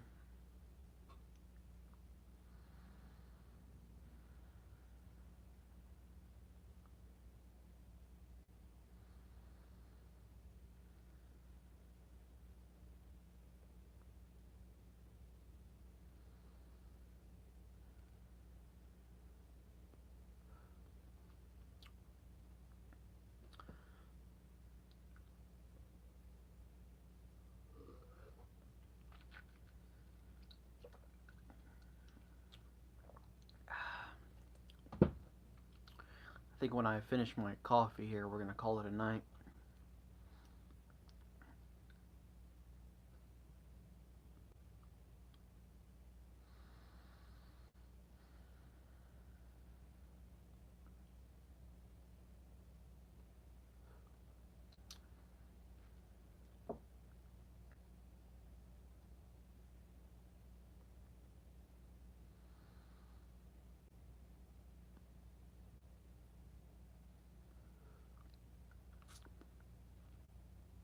I mean, if you're watching the stream, go ahead and say something. Um, 'Cause I've already gone through what I wanted to do tonight, and we're coming up on an hour and 20 minutes.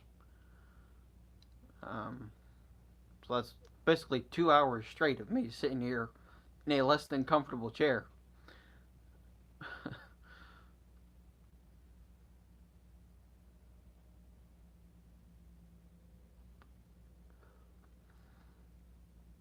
So I mean, if you're out there and you want to say something, ask a question, say good evening, how you doing,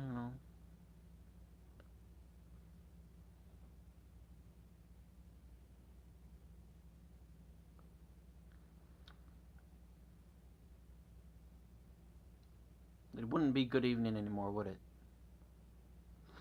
It'd be good morning. Yeah, because 12 midnight is 12 a.m. So it'd be good morning.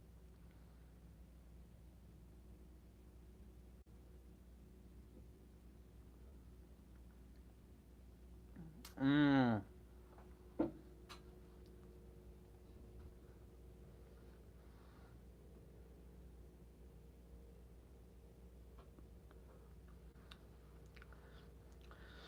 I believe the rest of that goes.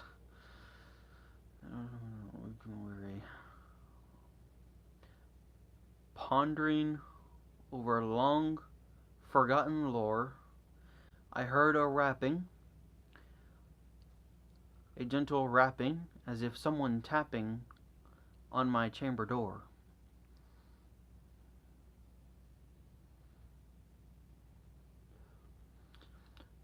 "'Tis the wind," said I, and nothing more.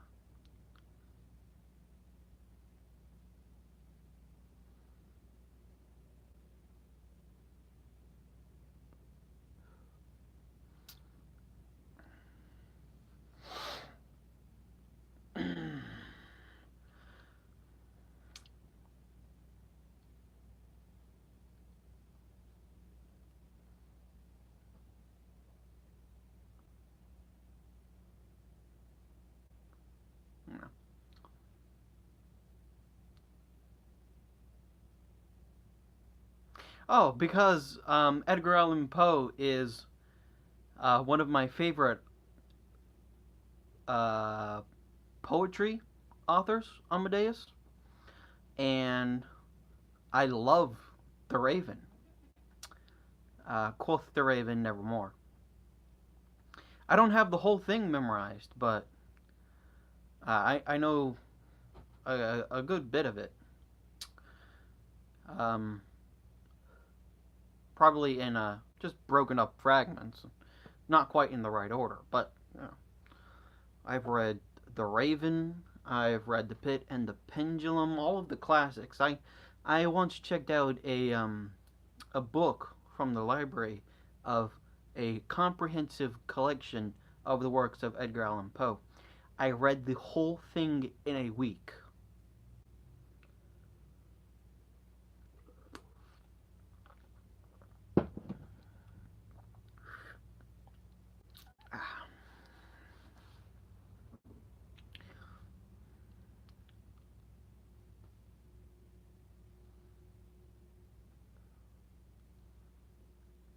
Cask of Amontillado. Yeah, that's not my favorite. I mean, it's filled with a lot more flowery language than Poe usually uses, and I prefer the like the Pit and the Pendulum, the Telltale Heart,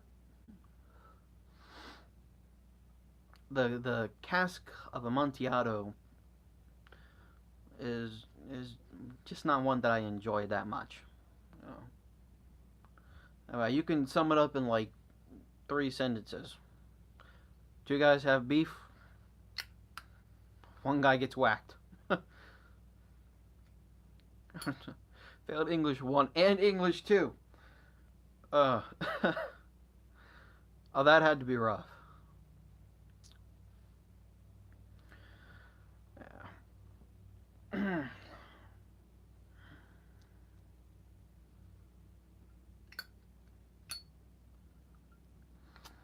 Yeah. But English was never my. How should I put it? English was. It definitely wasn't my muse. That's for sure. But it wasn't my great weakness in school.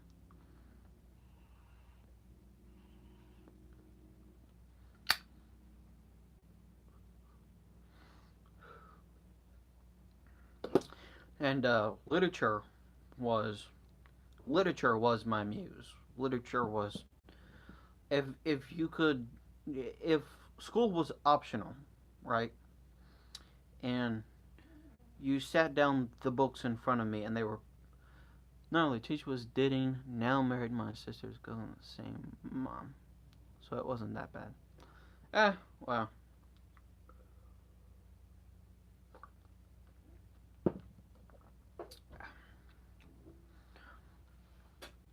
I mean, well, I'm not saying that, like, you failed it due to your teacher being miserable. I mean, people just have a difficult time learning different things, But literature was always my favorite subject.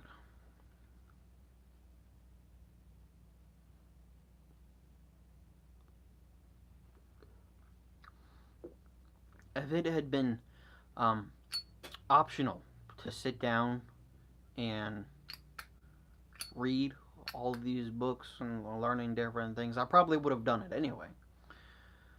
Um, but I would have also gone at my own pace, which is kind of the problem with public school.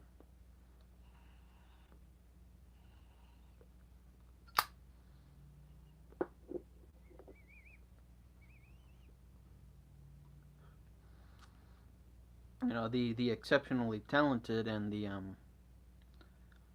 the unfortunately disadvantaged are the only people who are catered to. And Einstein said English 2 wasn't bad because I rather liked Macbeth. But we're doing English 2 was rough. She was in her third trimester.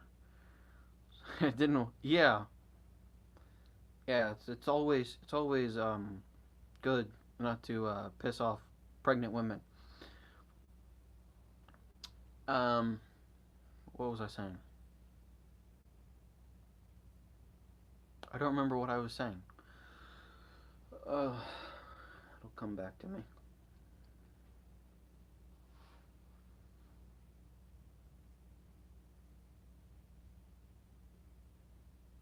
Oh, yeah, yeah. Einstein is quoted as saying, um, "We are all geniuses, but if you judge a fish, if you have a monkey and a fish, and you judge the fish's ability to climb a tree and the monkey's ability to climb a tree, the fish will go its entire life believing it is stupid." And then that's pretty much how public education works. You know, everyone is given the exact same test, and you're expected to perform to the exact same standard and learn at the exact same pace in the exact same way, and it just doesn't work. You know.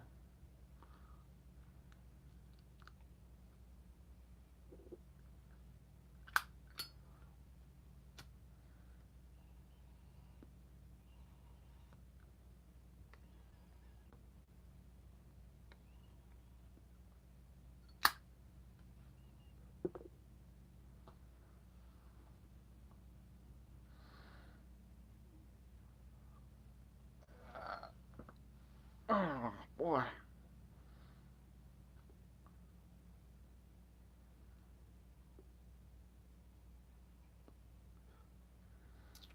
Mm. Well, this bowl is just about done.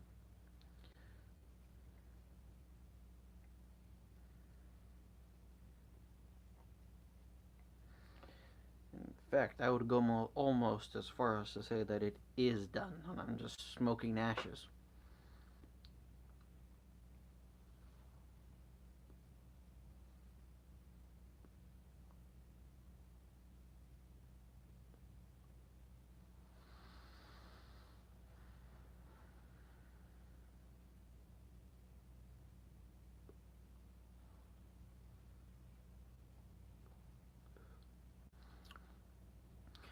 Well, y'all, um, we're coming up on 130 minutes. When I took speech, funnily enough, same teacher who listened to English. Can I give a lecture about how it kills creativity? I mean, exactly. School, and this is a fact. Public schools evolved um, during the 1900s to meet demand for factory workers. Right. That's why classes were all set up with all the kids sitting in rows, and um, you had different class periods where everyone would get up and go to their next class, and in the later grades, and you had a 1 hour lunch, and then you went straight back to the classroom. And it was basically to get children ready for the grueling, monotonous grind of factory work. You know, and schools themselves became a factory to churn out factory workers.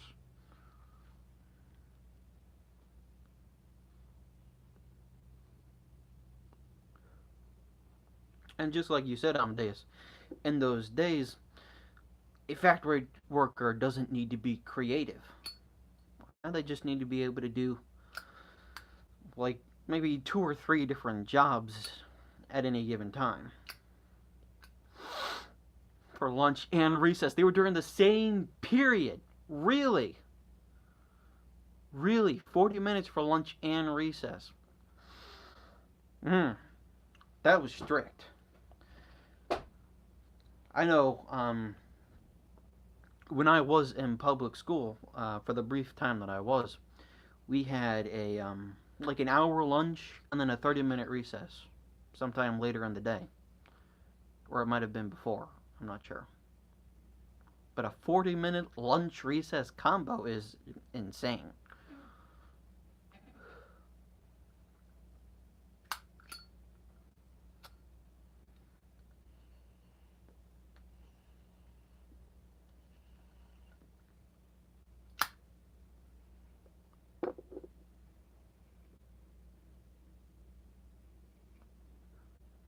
I suppose the argument could have been made that the kids were all getting their exercise during PE, but I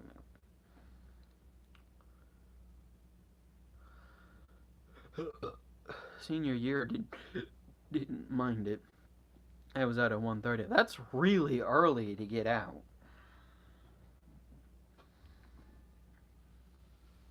I know, at least in North Carolina, um, high school start and end times was like 9 o'clock in the morning and then 5 o'clock in the afternoon. I mean, it was basically a 9 to 5, or it might have even been longer than that. They might have went at like 7 o'clock or something like that.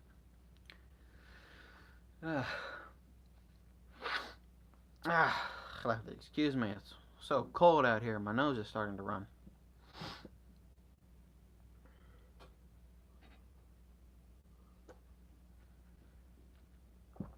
Hourglass was roughly 90 minutes. Yeah, which is why I am incredibly grateful for the fact that my parents took me out of public school. Um, you know, and not to mention the issues with public schools back when I was a kid. The high school that I would have been going to, in North Carolina, we were still there. We were 8 to 3, 4 classes per semester. Yeah, the high school, the middle, it was a combination middle school, high school that we were going to get carted off to due to our county, or something like that, was notorious for being just a terrible place to send your children. So they, like in the 3rd grade, if I remember correctly, they said, "Well, we can't send them to this school," and the public school board wouldn't let them send us anywhere else. So they pulled us out come the end of 5th grade, the end of elementary school, and they homeschooled us from then on out. It keeps it real. We got parishes. Ah,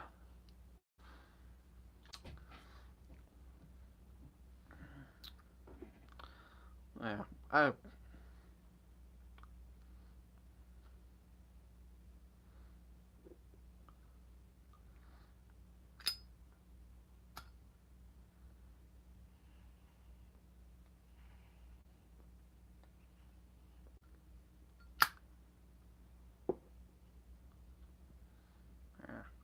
Parish is such an old term.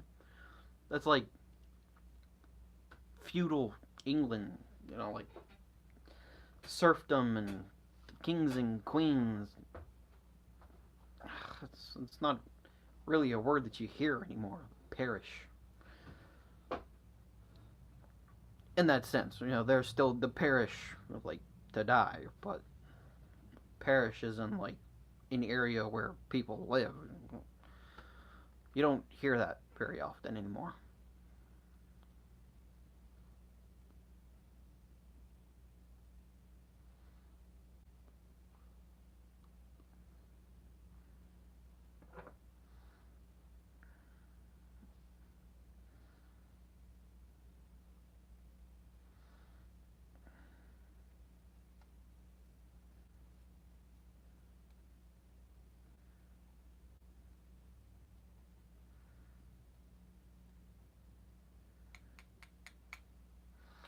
Alright, well, I don't think I can milk any more time out of this bowl. I'm gonna go dump it. Try and relight. Time your parish is not related to its Catholic churches. Yeah, that's where I've heard it before. Parish, and I think that refers to like was that, that's like the communal place for like the priests and nuns, isn't it? I don't know. Um I'm not well versed in Catholic terminology. But I'm going to go dump this ash out and try and relight this pipe and see if we can't. Oh yeah, something's definitely messed up in here. See if we can't finish this one out before the stream ends. Ah, excuse me for just a second.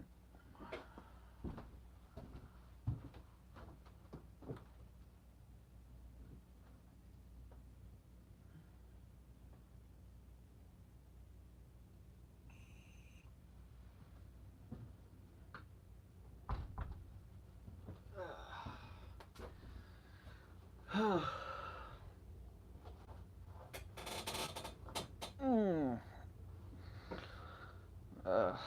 Why? Yeah.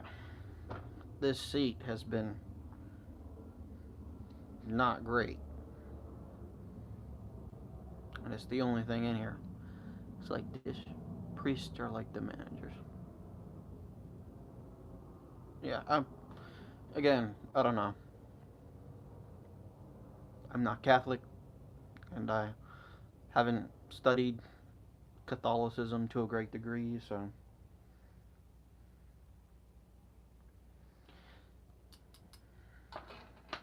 Let's see.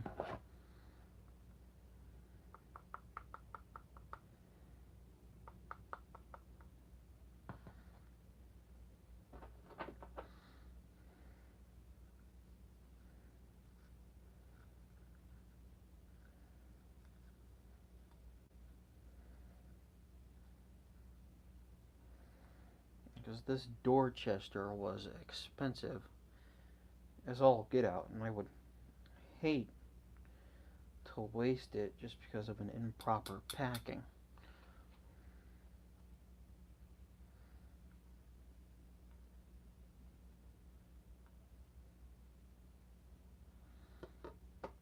I just didn't know anything about it.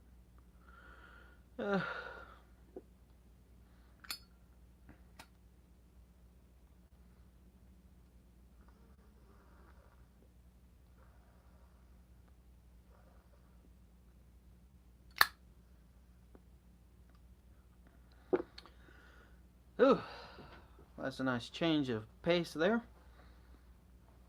Dorchester, I believe, is a Virginia Perique blend.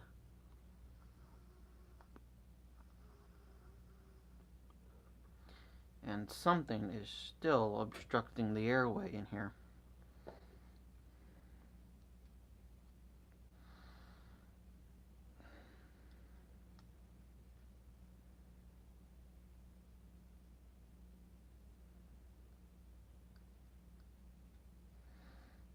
So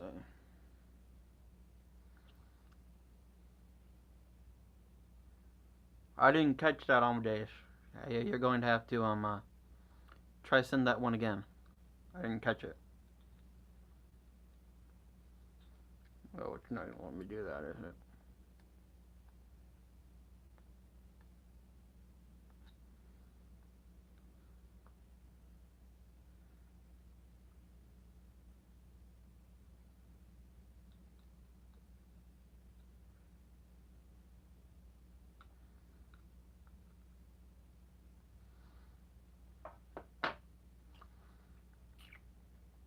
Put the stem back on here. Have it? Yes, we do. Okay.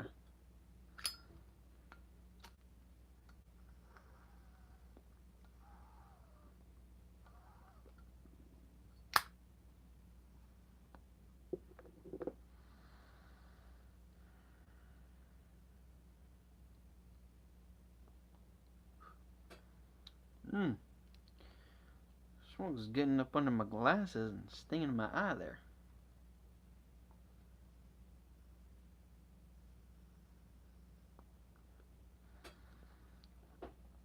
Mm.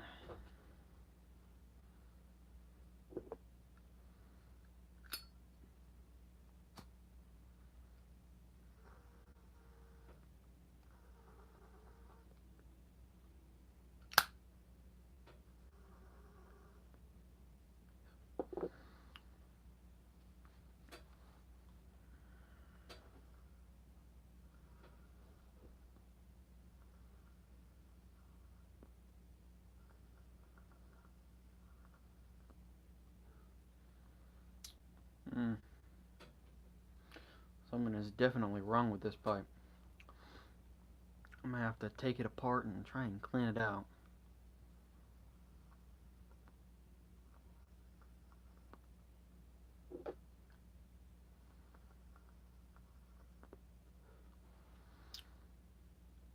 But Amadeus, I believe you had a question?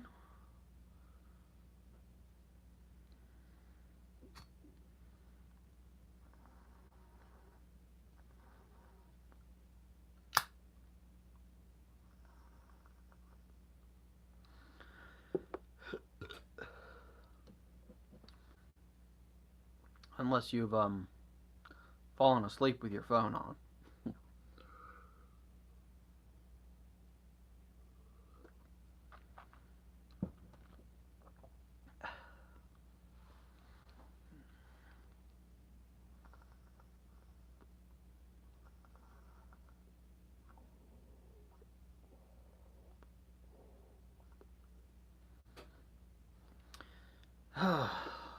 Lord, that is...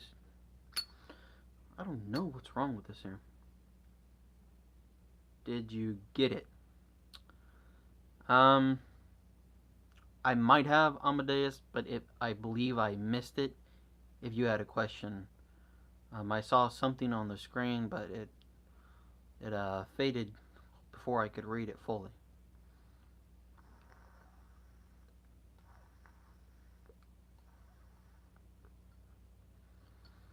Do I often smoke one bowl after another? I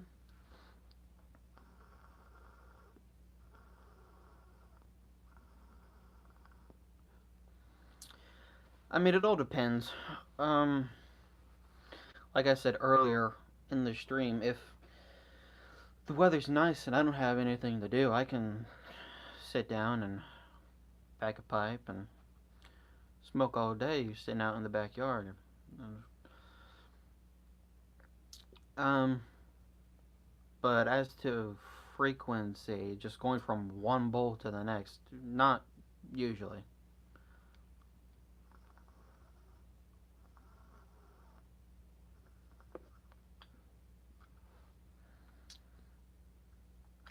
In fact, I'm really just picking up the pipe after uh, quite a long hiatus.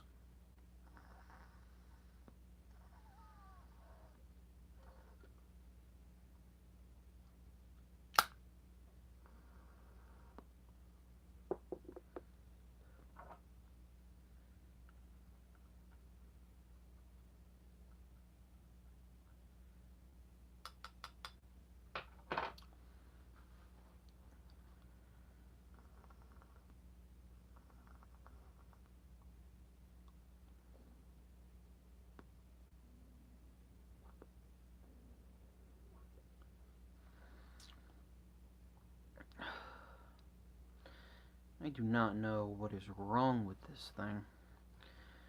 I'm gonna dump this out. Try and get it packed in my my Devil's Hands over there. So there is no way this is going to smoke properly as is. Something is in there. So I'm going to be a corn cob. So probably only going to smoke a few.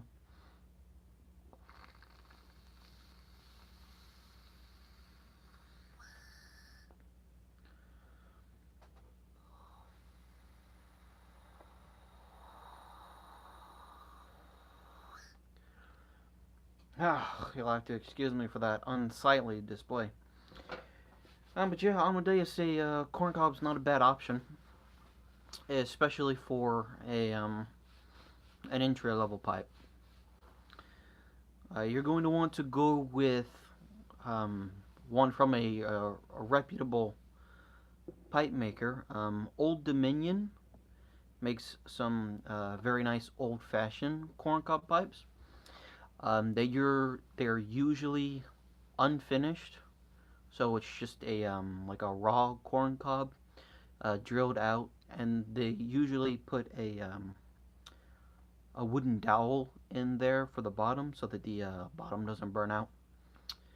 And I actually received one recently from a giveaway, and they pretty much exclusively use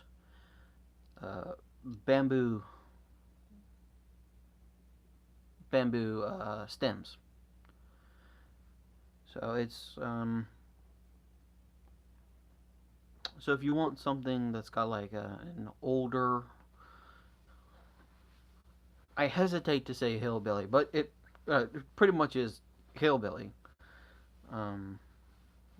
old country kind of feel to it, you might want to look at Old Dominion. They also make clay pipes, which is something you might want to look at as well. Pipes and cigars, and the name was Missouri Meerschaum. Yeah, Missouri Meerschaum. Right. So those are they're like the oldest standing corncob pipe manufacturer in America. I believe they've got like 200 years almost of experience making corncob pipes. They started out in like 18 something.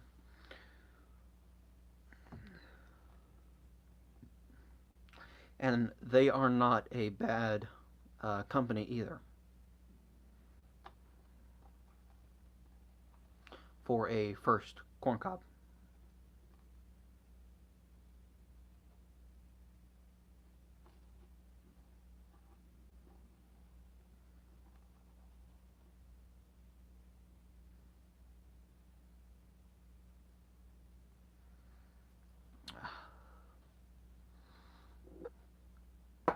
Someone keeps coming in and then leaving.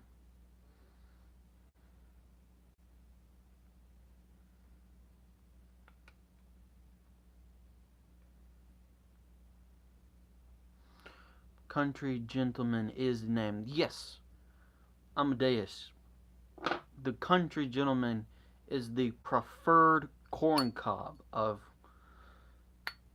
cob smokers everywhere. You can get it in a bent stem or a straight. I have had both, but it's a medium-sized bowl, so it's going to be like a 35 to 40-minute smoke usually.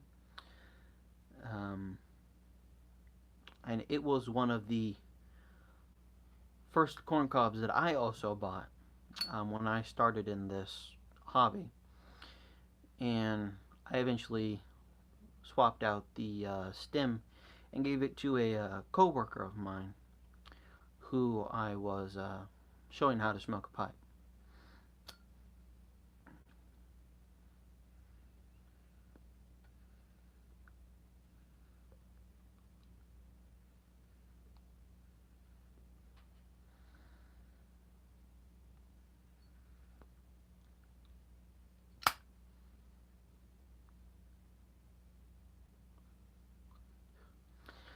Do I use filters? Not that often. Um, for me, it's kind of like redundant to put a filter in there. Something like this Savinelli, which is not really going to show up. It's just going to be a black silhouette of a pipe here.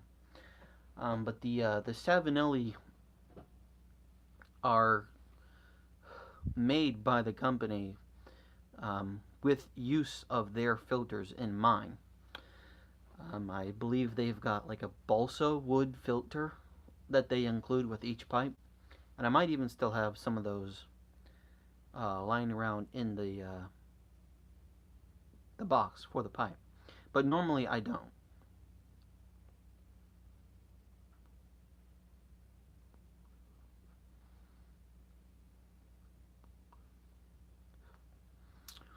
Yes, you're right, Amadeus.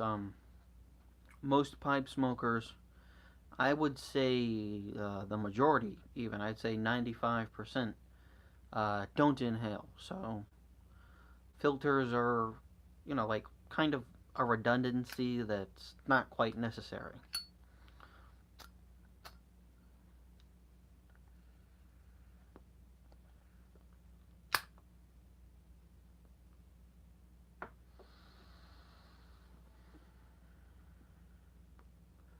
But like I was saying, the Savinelli, they have pipes that are fitted for filters and pipes that are not.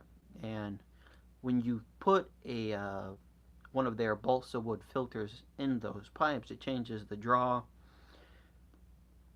and sometimes it can even change the smoking experience.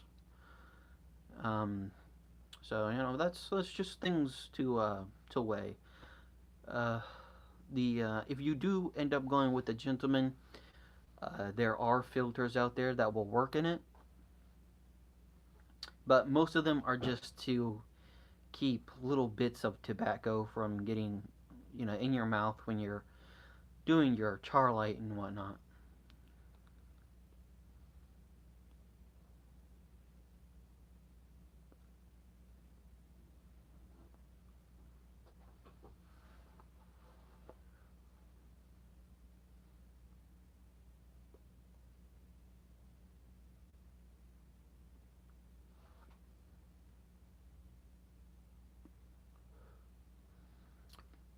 Yeah, I'm getting a much better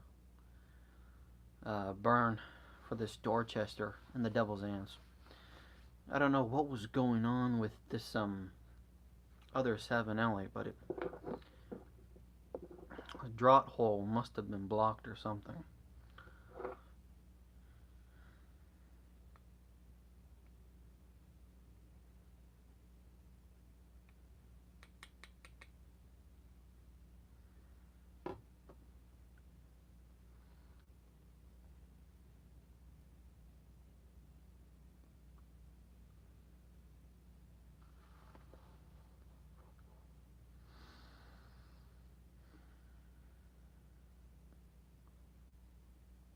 How many pipes?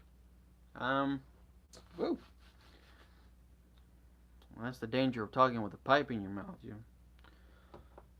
spray hot ashes all over yourself. How many pipes do I own? Um,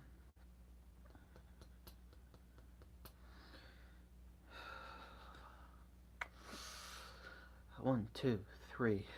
The Dagner. The other seven only.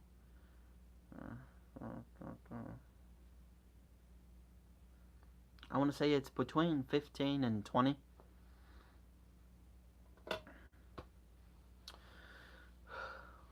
But those are all acquired rather. Yeah, they were all estate pipes. So I paid. Well, they're all estate pipes except for this one. I bought this the Savinelli Roma 673 new off of the pipenook.com because because Eddie Gray is a great guy, and he provides the YouTube pipe community here with a invaluable service. So I went ahead and ordered that one new, but every other pipe that I own, aside from this one as well, so 2 pipes. I own 2 new pipes, and the rest of them are pretty much estates.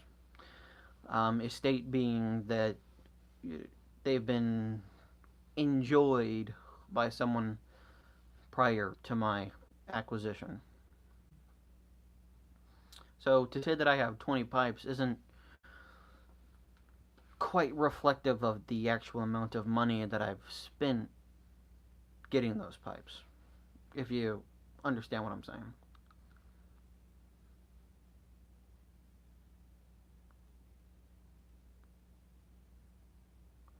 And it's gone out. Well, I did basically blow the ember everywhere.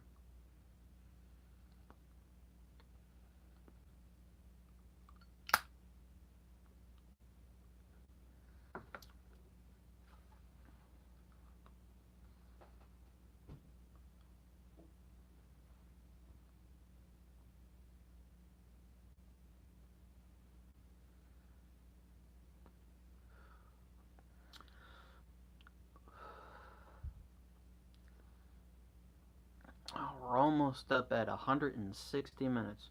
I wonder how long this is going to take to load.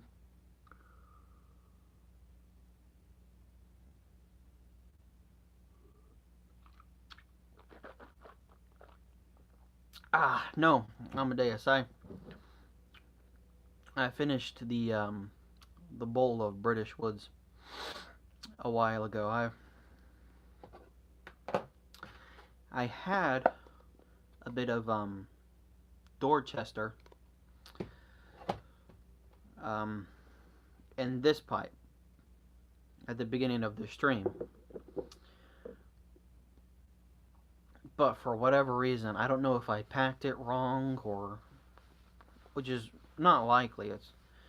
But something got up in the draught hole, and it was just making it a heck of a time to try and stay lit.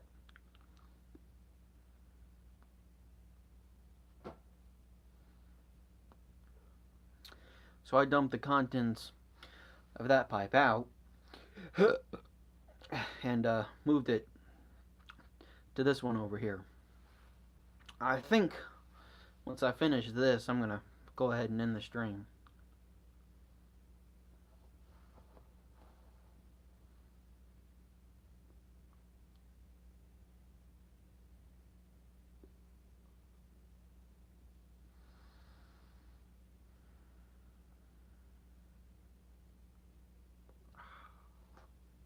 Ah.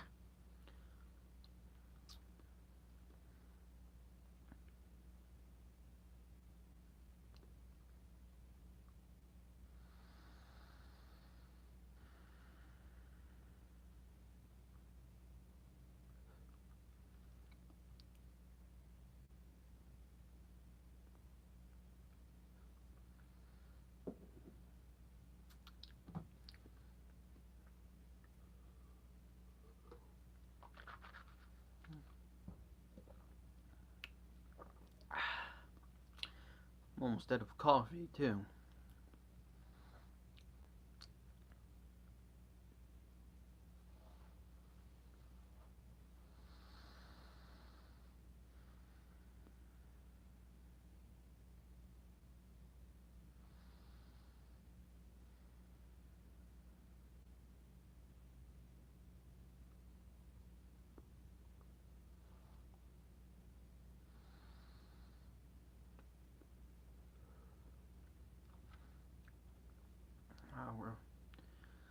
We've been going for 2 hours and 40 minutes now.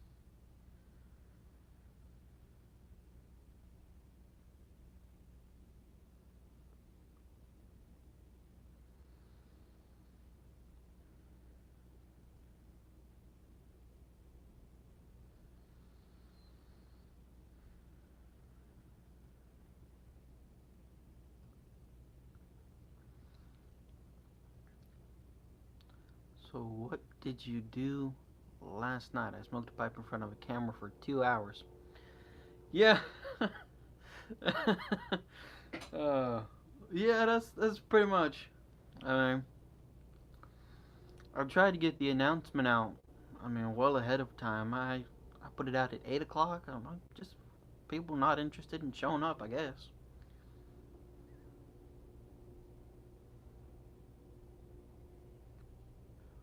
2 hours and 42 minutes, by the way. Ah, soon to be 3. Ah, God, I don't even want to know how long this is going to take to load.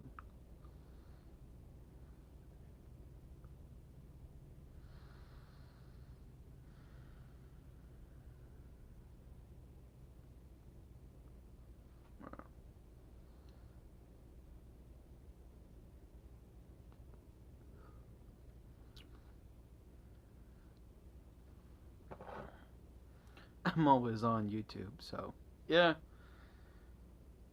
yeah. I think you were gone. Uh, Me and Joshua were talking, and basically, the only media that I consume anymore is YouTube, and occasionally the local news. Usually for the weather and traffic report in the morning.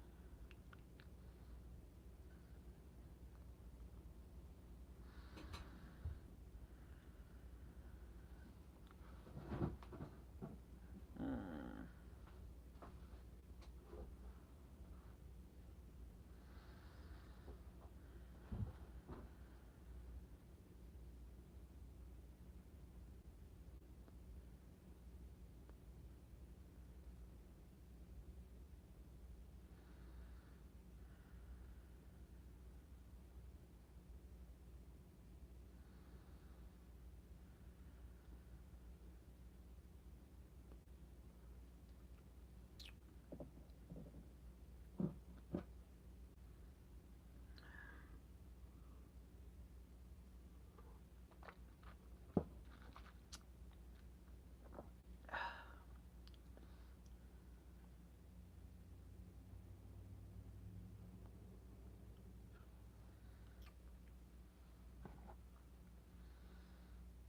So either sports related or politics.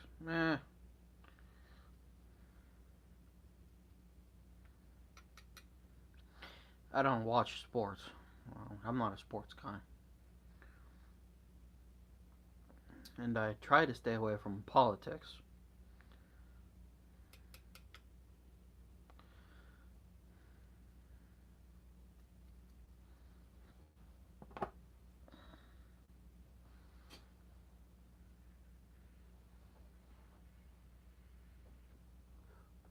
Not always successful in that endeavor, but I try. You know, that's the important thing, at least. You know, you try.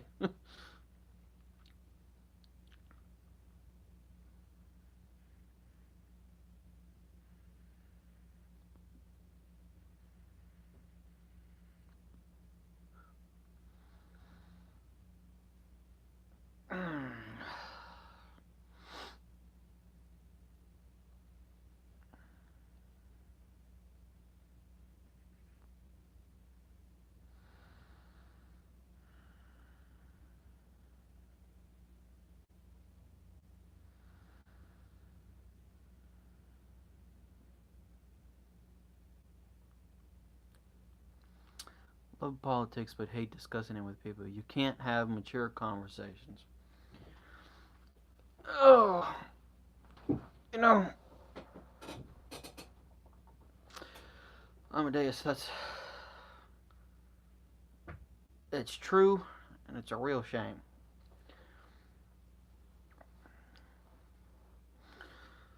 You know, politics.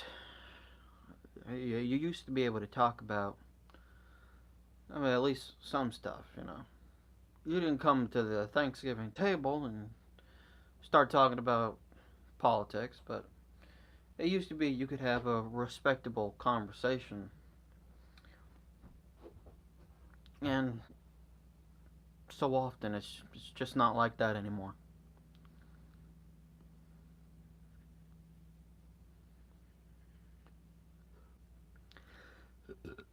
Debates have turned into name calling and shouting at each other rather than proving your point through calm and rational thought.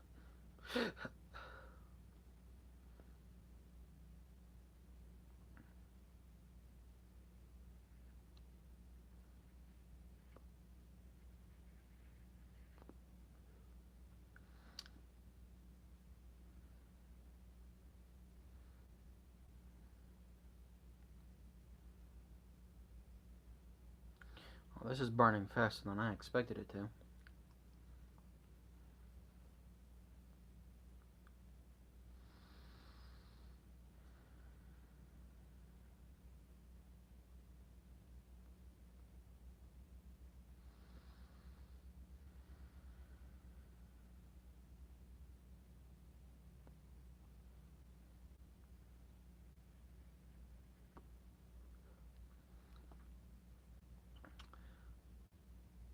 Unless my eyes deceive me, it looks like we have another person here watching the stream.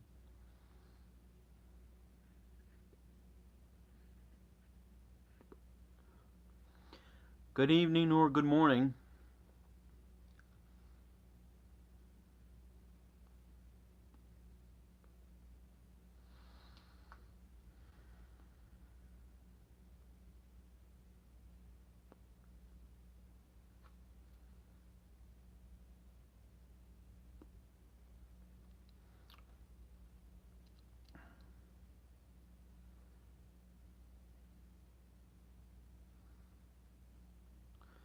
Debates are now the WWE of intellectual pursuit.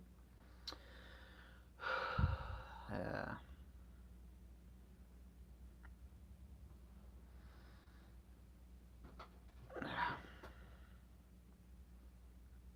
And it's sad.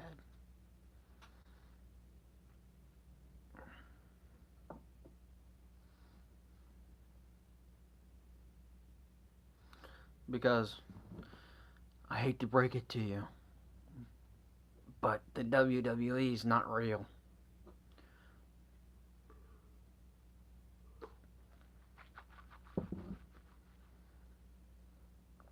It's all manufactured.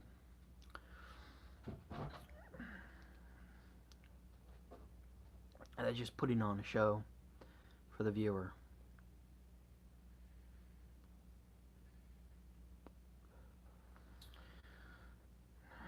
And it pains me to say, but that is basically the state of politics.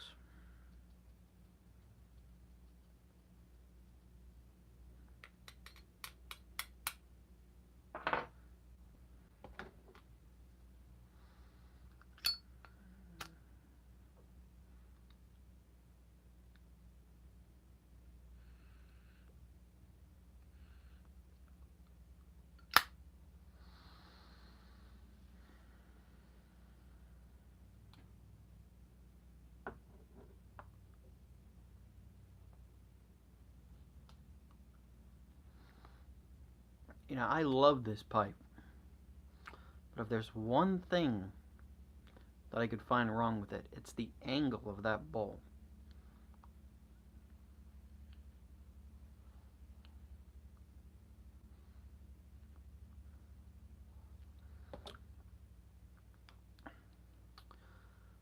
You relight a pipe tonight. Well, I mean, it's cold. It's not exactly conducive conditions.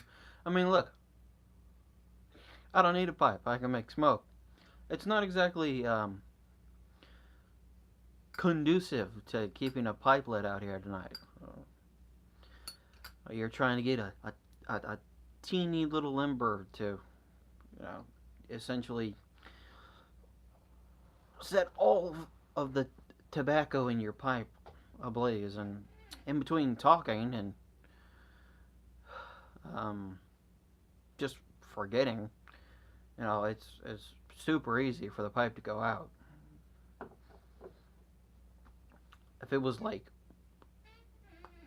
75 and with a 50% humidity, this thing would light itself.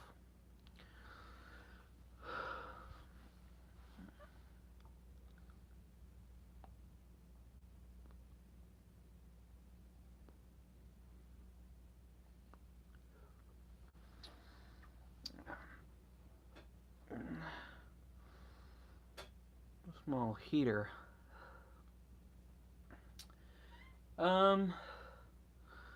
Because the shed is wooden. uh, if I had a heater in here capable of warming up the whole shed, it would probably catch something on fire as well. Not to say that I'm not already taking chances, but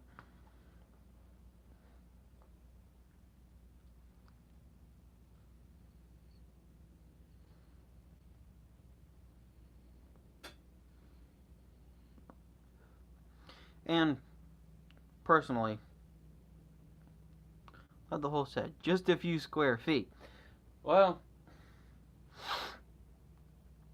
it's a good idea, but then I would have to find some way to section off where I am,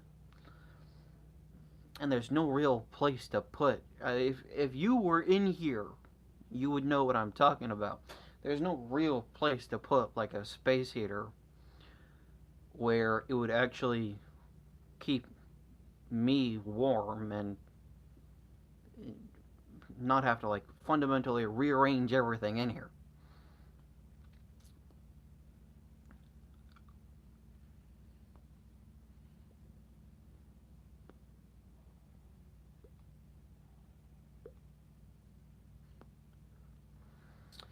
Yeah.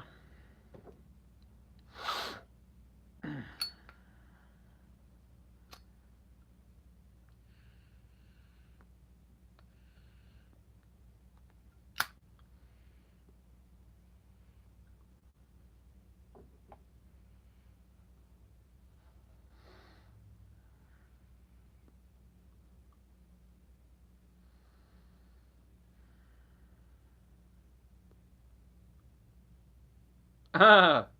Oh, okay. Amadeus, I see where you're. I see that. Duly noted.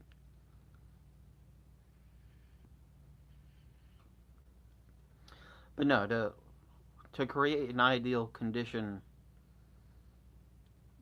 around the pipe would require creating basically because it's so cold out here right now that the heat would disperse much faster than like a single small heat fan could put out.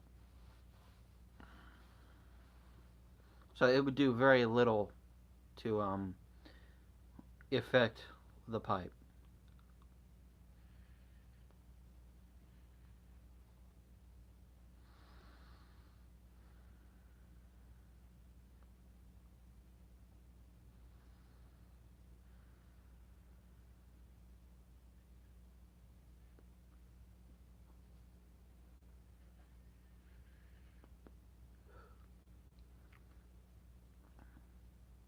I'm glad you get my jokes.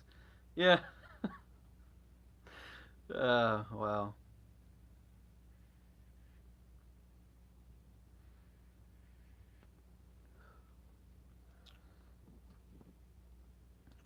Well, I am out of coffee. I'm almost done with this bowl. And we are about 4 minutes, not 4 minutes, 3 minutes and 30 seconds away from a 3 hour runtime. I don't know about you, but I think I'm ready to go ahead and just about ready to call it a day, or night, or a morning.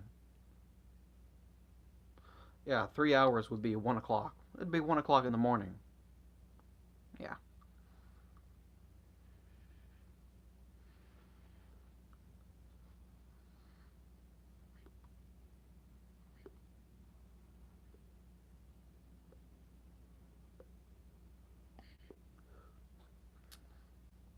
So, when we hit 3 hours, I'm going to sleep, or try to when you're done.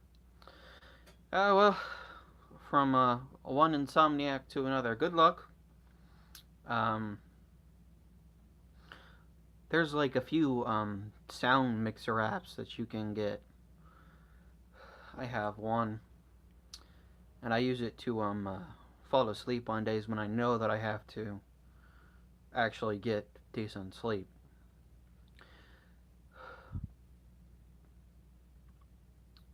5 minutes or 20, I don't care. It's actually coming up 12:59. That's interesting. Well,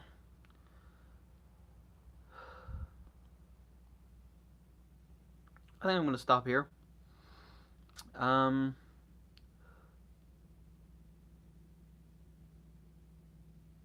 what was I going to say? Oh, right.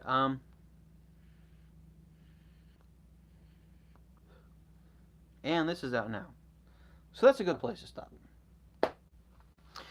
Alright, everyone, I want to thank you for coming out tonight. Those of you who did, those of you who just dropped in and promptly left.